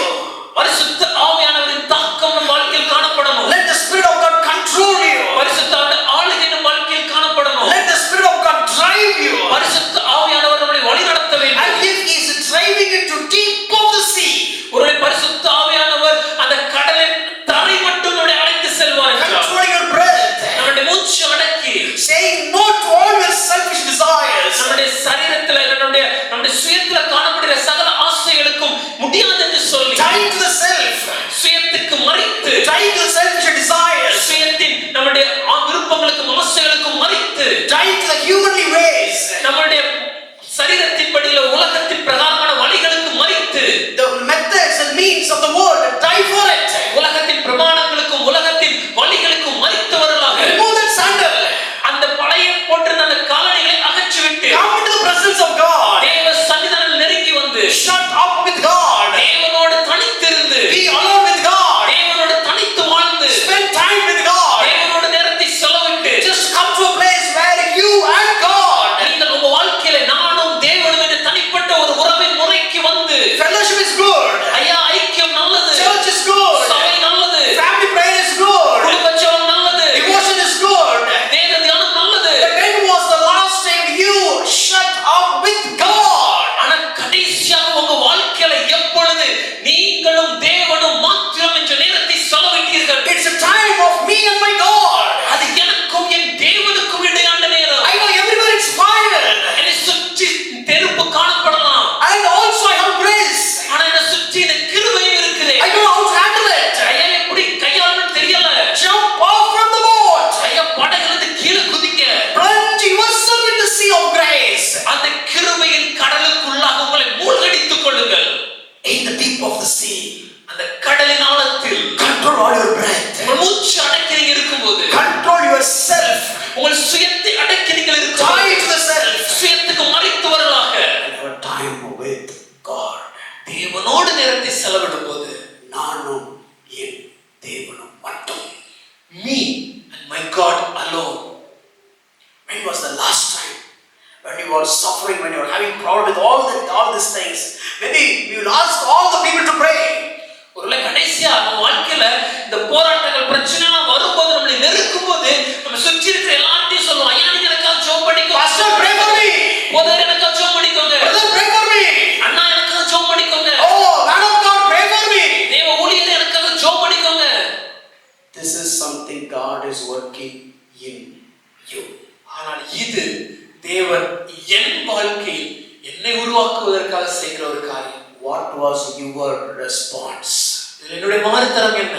All the people can support you, எல்லாரும் நமக்கு உதவலாம், but did you do a deep dive and be alone with God? ஆனா நீங்க தனிப்பட்ட முறையில கடல் ஆழத்திற்கு இந்த தேவனோடு குதித்து அவரோட நேரத்தை செலவழிக்கீங்களா? Then only you have the perfect peace. அப்படி இருக்கும்போது அந்த பூரண சமாதானம் வாழ்க்கையில் Not just a peace, சாதாரண ஒரு சமாதானம் அல்ல, perfect peace. பூரண சமாதானம். Isaiah 26 verse 3. ஏசாயா 26:3 வசனம். God will keep somebody in a perfect peace. You know when? தேவன் ஒருவனுக்கு எப்பொழுது இந்த பூரண சமாதானத்தை கொடுக்கிறார் தெரியுமா? Whose mind is stayed on Him. அவருடைய மனம் முழுவதுமாக அவர் உறுதியை பற்றிக் கொண்டவன். Mind. ஏன்னா அவர் உறுதியை பற்றிக் Not your கொண்டவன். hand. ஐயா நம்ம மனம், நம்ம கை இல்ல, நம்ம மனம். Not your knees. நம்முடைய முழங்கால் அல்ல. ஏன் முழங்கால் நின்னு அப்படியே சிங்காசனத்தை ஆட்டிரும் brother. I was always on my knees. I want to shake the throne of God, brother. Brother நீங்க ஆட்டுற மாதிரி சிங்காசனம் அரசியல் நாற்காலியா என்ன? ஜாக்கி போட்ட வச்சு ஆட்டி விட்டுறதுக்கு. Do you think you're shaking and shake the throne of God? Is it a political chair to shake? It's God. அது தேவனுடைய சிங்காசனம். God's throne. தேவனுடைய சிங்காசனம். Righteousness and justice are the foundations of the throne of God. நீதியும் நியாயமும் தேவனுடைய சிங்காசனத்தின் அடித்தளம். நீங்க ஆட்டுன உடனே righteousness வெளிய வர முடியாது sir. Because you shook, God will not move and work beyond his out of his righteousness. He stays on his righteousness. அவர் தன்னுடைய நீதியில நிற்கிற தேவன். His policies and his rules and regulations are constant. அவருடைய வழிகளும் அவருடைய நிபந்தனைகளும் அவருடைய நியாயங்களும் அது எப்பொழுதும் நிலையானவை. When you are just shaking the throne, நீங்க தேவ சிங்காசனத்தை ஆட்டும் போது அது கூல் அப்படியே திருப்பி சொல்வாரு. the Lord will turn in very cool manner and say, ஏசாயா 26 படிப்பா. please read Isaiah 23. Lord, I will not swallow my saliva. I fasting. தேவனே எச்சில கூட நான் ஒழுங்காத அளவுக்கு நான் உபவாசம் செய்வேன். ஃபாஸ்டிங்னா ஓகே தான், பட் ஏசாயா 26 படிச்சிட்டு வந்து ஃபாஸ்டிங் இருப்பா. All your fasting is good, but read Isaiah 26:3 and then do your fasting. Where is your mind? உங்க மனம் எங்க இருக்கு? That is why we study Philippians chapter 4 verse 8. அதனாலதான் நம்ம பிலிப்பியர் 4:8 நம்ம தியானிக்க ஆரம்பிச்சோம். Paul says, think all these things. Pavul சொல்கிறார் இவைகளையே சிந்தித்துக் கொண்டிருங்கள். And have the thanksgiving heart. ஒரு ஸ்தோத்திரம் செலுத்துகிற நன்றி செலுத்துகிற மனம். Don't worry. கவலைப்படாமல். My dear friend, you are trying to, no, my dear son, you are trying to shake my throne. தேவன் சொல்வாரு, என் மகனே என் சிங்காசனத்தை நீ முயற்சிக்கிறேன். Did you read Isaiah 26:3? ஏசாயா 26:3 வாசித்தாயா? It's talking about mind. மனதை குறித்து பேசுகிறது. Oh, look at your mind. உன் மனதை பார். Go back and read Philippians chapter 4. பிலிப்பியர் 4 வாசி. So where it says, what are the things you need to think? நான் என்னென்ன காரியங்களை குறித்து சிந்திக்க வேண்டும் என்று அங்கு விளக்கி இருக்கிறேன். You should not worry. கவலைப்படக்கூடாது. You should give thanksgiving. நன்றி சொல்ல வேண்டும். Look at your forefather Daniel. தானியேலை bar. When the emperor couldn't save him. பேரரசராலே அவரை காப்பாற்ற முடியாத போது When the lions were waiting to devour him. அந்த சிங்கங்கள் அவரை விழுங்குவதற்கு தயாராக இருந்தபோது Even though the statutes had been signed. பிரமாணங்கள் கையெழுத்திட்டது என்பது கையெழுத்திடப்பட்டது என்பதை அறிந்த போதும் Look at your wise grandfather. உன்னுடைய மூதாதையர் எவ்வளவு ஞானமா செயல்பட்டார்னு பாரு. He was praying. அவர் ஜெபித்தார். He was thanksgiving. நன்றி சொன்னார். And he kept his peace. அவருடைய சமாதானத்தை காத்துக்கொண்டார். You are more than that. அதோட உயர்ந்த ஸ்தானத்தில் நீ இருக்கிற. You are in the greater covenant. சிறந்த உடன்படிக்கை. Why are you doing like this without understanding my word? என்னுடைய வார்த்தையை புரிந்து கொள்ளாமல் ஏன் இப்படி வாழ்ந்து கொண்டிருக்கிறாய்? I cannot change my nature. என்னுடைய சுபாவத்தை நான் மாற்ற முடியாது. When was the last time you have done the deep dive into the sea, into the grace, and the plunge yourself in the grace and talking to me?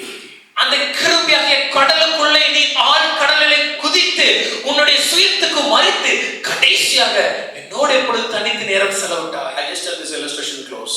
இந்த ஒரு உதாரணத்தை சொல்லி நான் முடிக்க போறேன். Sometimes whenever you got the bird, சில நேரத்துல அந்த பறவை நமக்கு பிடிக்கும் போது they put their cage அதுக்கு கூண்டுல போடுவாங்க. and they lock the cage. அந்த கூண்டை பூட்டிடுவாங்க. You know, the moment the bird came into the cage, அந்த பறவை அந்த கூட்டுக்குள்ள வந்த உடனே it will just flipping its wings like anything.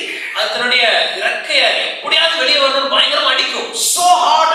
ரொம்ப கஷ்டப்பட்டு அடிக்க No, ஆரம்பிக்கும். just beating around the bush. அந்த எல்லா கம்பிகளும் அடிச்சு ட்ரை பண்ணும். Whatever the bird will do. அந்த பறவை எவ்வளவுதான் முயற்சி பண்ணாலும் Number one, முதலாவது it cannot break the cage.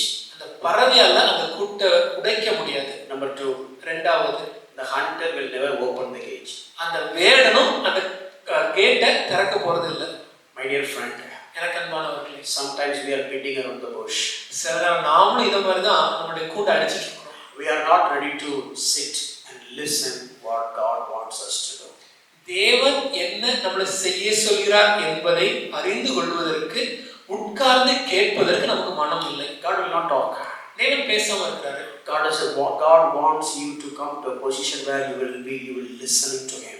முதலாவதாக கேட்கிற சிந்தனையோடு கேட்கிற மனதோடு இருக்கிற ஒருத்தரை நாம் மாறணும் தேவன் எதிர்பார்க்கிறார். The hunter will come and look at the cage. அந்த வேடன் அந்த கேஜை பார்க்கும்போது if the bird is just doing this and that, அந்த கூண்டுல அந்த பறவை ரொம்ப வேகமா அடிச்சிட்டு இருந்துச்சுன்னா the hunter will go away. அந்த வேடன் அப்படியே செஞ்சு விடுவார். And at one point of time the bird will feel tired. ஒரு சூழ்நிலை வரும்போது அந்த பறவை அது சோர்ந்து போய் அடிச்சு ரெக்கெல்லாம் வலிச்சிடும். by hitting so much the wings will be painful. அப்படியே ரெக்கையெல்லாம் சுருக்கிட்டு it will enclose all the wings and just slept. பொறுமையா தூங்க ஆரம்பிக்கும். And looking outside வெளியே பார்க்கும்போது through the cages, அந்த கம்பிகள் வழியா பார்க்கும்போது now it will hear the voice of music. அந்த ஒரு நல்ல ஒரு இன்னிசையின் சத்தம் கேட்கும். It's a whistling of the hunter. அந்த வேடனுடைய விசில் சத்தம் கேட்கும். Now this bird doesn't have any other option to listen that whistling sound of the hunter. No other option. இப்பொழுது அந்த வேடனுடைய அந்த விசில் சத்தத்தை தவிர வேற எந்த சத்தத்தை கேட்பதற்கு அந்த பறவைக்கு வழி இல்லை. It will keep on hearing that sound. அந்த வேடனுடைய அந்த விசில் சத்தத்தை கேட்டுக்கொண்டே இருக்கும். And started trying to repeat or recite those things. அந்த வேடன் என்ன சொல்கிறானோ அந்த வார்த்தைகளை இந்த பறவை சொல்ல முயற்சிக்கும். All the other bird outside வெளியே இருக்கிற மற்ற பறவைகள் எல்லாம் will not be able to sing like this bird. இந்த பறவையை போல பாட முடியாது. Will not reciting like this bird. இந்த பறவை பேசுவது போல அந்த பறவையால பேச முடியாது. And the value of all the birds became nothing when compared to this bird which is in that cage. அந்த கூண்டுக்குள்ள காணப்படுகிற அந்த பறவையின் மதிப்பு எப்படி இருக்குன்னா மற்ற எல்லா பறவைகளை பார்க்கலாம் இது மதிப்பு மிகுந்ததா ரொம்ப சிறந்ததா காணப்படும். You and me are under the gauge of the new covenant. நீங்களும் நானும் இந்த புதிய உடன்படிக்கை என்கிற கூண்டுக்கு கீழ இருக்கிறோம். You didn't plan to come into this cage. நீங்க விருப்பப்பட்டு இந்த உடன்படிக்கை கீழ வரல. Outside you have a lot of enemies. வெளியே நமக்கு நிறைய எதிரிகள் இருக்கார்கள். No, snakes will catch the bird. ஒருல பாம்பு அந்த பறவைகளை பிடிக்க முயற்சிக்கலாம். Some evil hunter will catch the bird. ஒரு தீய வேடன் கொல்ல முயற்சிக்கலாம். Or maybe big the mammals or whatever it is, there are a lot of dangers outside. இல்ல பெரிய பறவைகள விலங்குகளால ஆபத்து ஏற்படலாம். But this hunter, ஆனா இந்த வேடன், this good hunter of the soul, இருதயத்திற்கு ஆத்மாவை நேசிக்கிற ஒரு நல்ல மனிதர், got you. அவர் அதை பிடித்து Put it in the new covenant. புதிய உடன்படிக்கைக்குள்ள வைத்து The cage of the covenant. புதிய உடன்படிக்கை என்கிற கதவுக்குள்ள வைத்து And keep you inside. நம்மளை உள்ள நிற்க வைத்து No man, no animal, no enemy, nothing, none can come and snatch you from the hand of this hunter. வேற எந்த மனிதனோ விலங்குகளோ இல்ல எந்த காரியமோ வந்து உங்களுக்கு தீமை ஏற்படுத்தவோ இல்ல இந்த நல்ல வேடன் கையில இருந்து உங்களை பறித்து கொள்ளவோ முடியாது. Without understanding that you just flipping your wings here and there. இத புரியாம பல நேரத்துல நாமளும் நம்முடைய சிறகை வெகு வேகமாக அடிக்கிறோம். My hunter is a good hunter.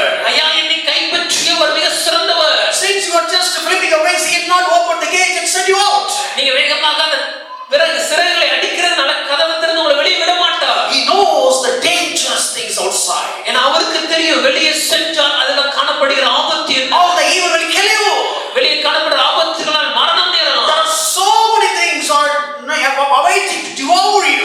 அநேக காரியங்கள் நம்மளை விழுங்குவதற்கு காத்து கொண்டிருக்கிறது. But he wants to make you so precious. ஆனால் அவர் பொக்கிஷமாக நம்மளை பாதுகாக்க விரும்புகிறார். training is over, அந்த பயிற்சி முடியும் தருவாய், even the millions of birds outside, வெளியே ஒரு ஆயிரக்கணக்கான கோடிக்கணக்கான பறவைகள் இருக்கலாம், when this bird come out, ஆனா இந்த பறவை பயிற்சி முடிக்கும் போது everybody will not see the bird, but everybody will see the trainer's ability of that through that bird. வெளியே அந்த பறவை வரும்போது அந்த பறவையை பார்க்க மாட்டாங்க, இந்த பறவைக்கு பயிற்சி கொடுத்து இவ்வளவு சிறந்ததாக உருவாக்கின அந்த ட்ரெயினரையும் அவங்களுடைய எபிலிட்டியும் பார்ப்பாங்க. Thousands of birds, ஆயிரக்கணக்கான பறவைகள், but this bird is able to sing. ஆனா இந்த பறவையால பாட முடியுதுப்பா. This bird is able to do the humming. இந்த பறவையால ஹம் பண்ண முடியுது. How did you do that? எப்படி முடிச்சது? It looks like same, பார்க்க எல்லாம் பறவை மாதிரி தானே but இருக்கு, the voice, ஆனா அற்புதமா செயல்படுது, but the song, ஞானமா இருக்கு, but the no humming. ஹம் பண்ண முடியுது. Oh, you are from Christ. ஏன்னா நீ கிறிஸ்துவை உடையவன். This is the life of you and me. இதுதான் உங்க வாழ்க்கை, என் வாழ்க்கை. Romans 5:1. ரோமர் 5:1. The hunter has caught you. அந்த சிறந்த வேடன் நம்மளை கைப்பற்றி இருக்கிறார். Romans 5:2. ரோமர் 5:2. You are in the cage. நாம அந்த கூண்டுக்குள்ள இருக்கோம். Still not right good relationship. இன்னும் நல்ல ஒரு உறவு இல்ல தேவனோட. Just flipping அடிச்சு கொண்டிருக்கிறோம் and refusing. கீழ்ப்படியாம இருக்கோம். Doing all that. எல்லாம் செய்றோம். Romans 5:3.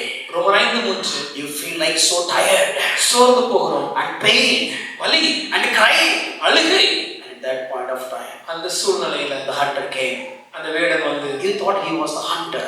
நாம என்ன நினைச்சோம், அவன் ஒரு வேடன் நினைக்கிறோம். He was not the hunter, but he was the trainer. ஐயா, அவர் வேடன் அல்ல, அவர் நம் பயிற்சியாளர். He was not the hunter, but the trainer.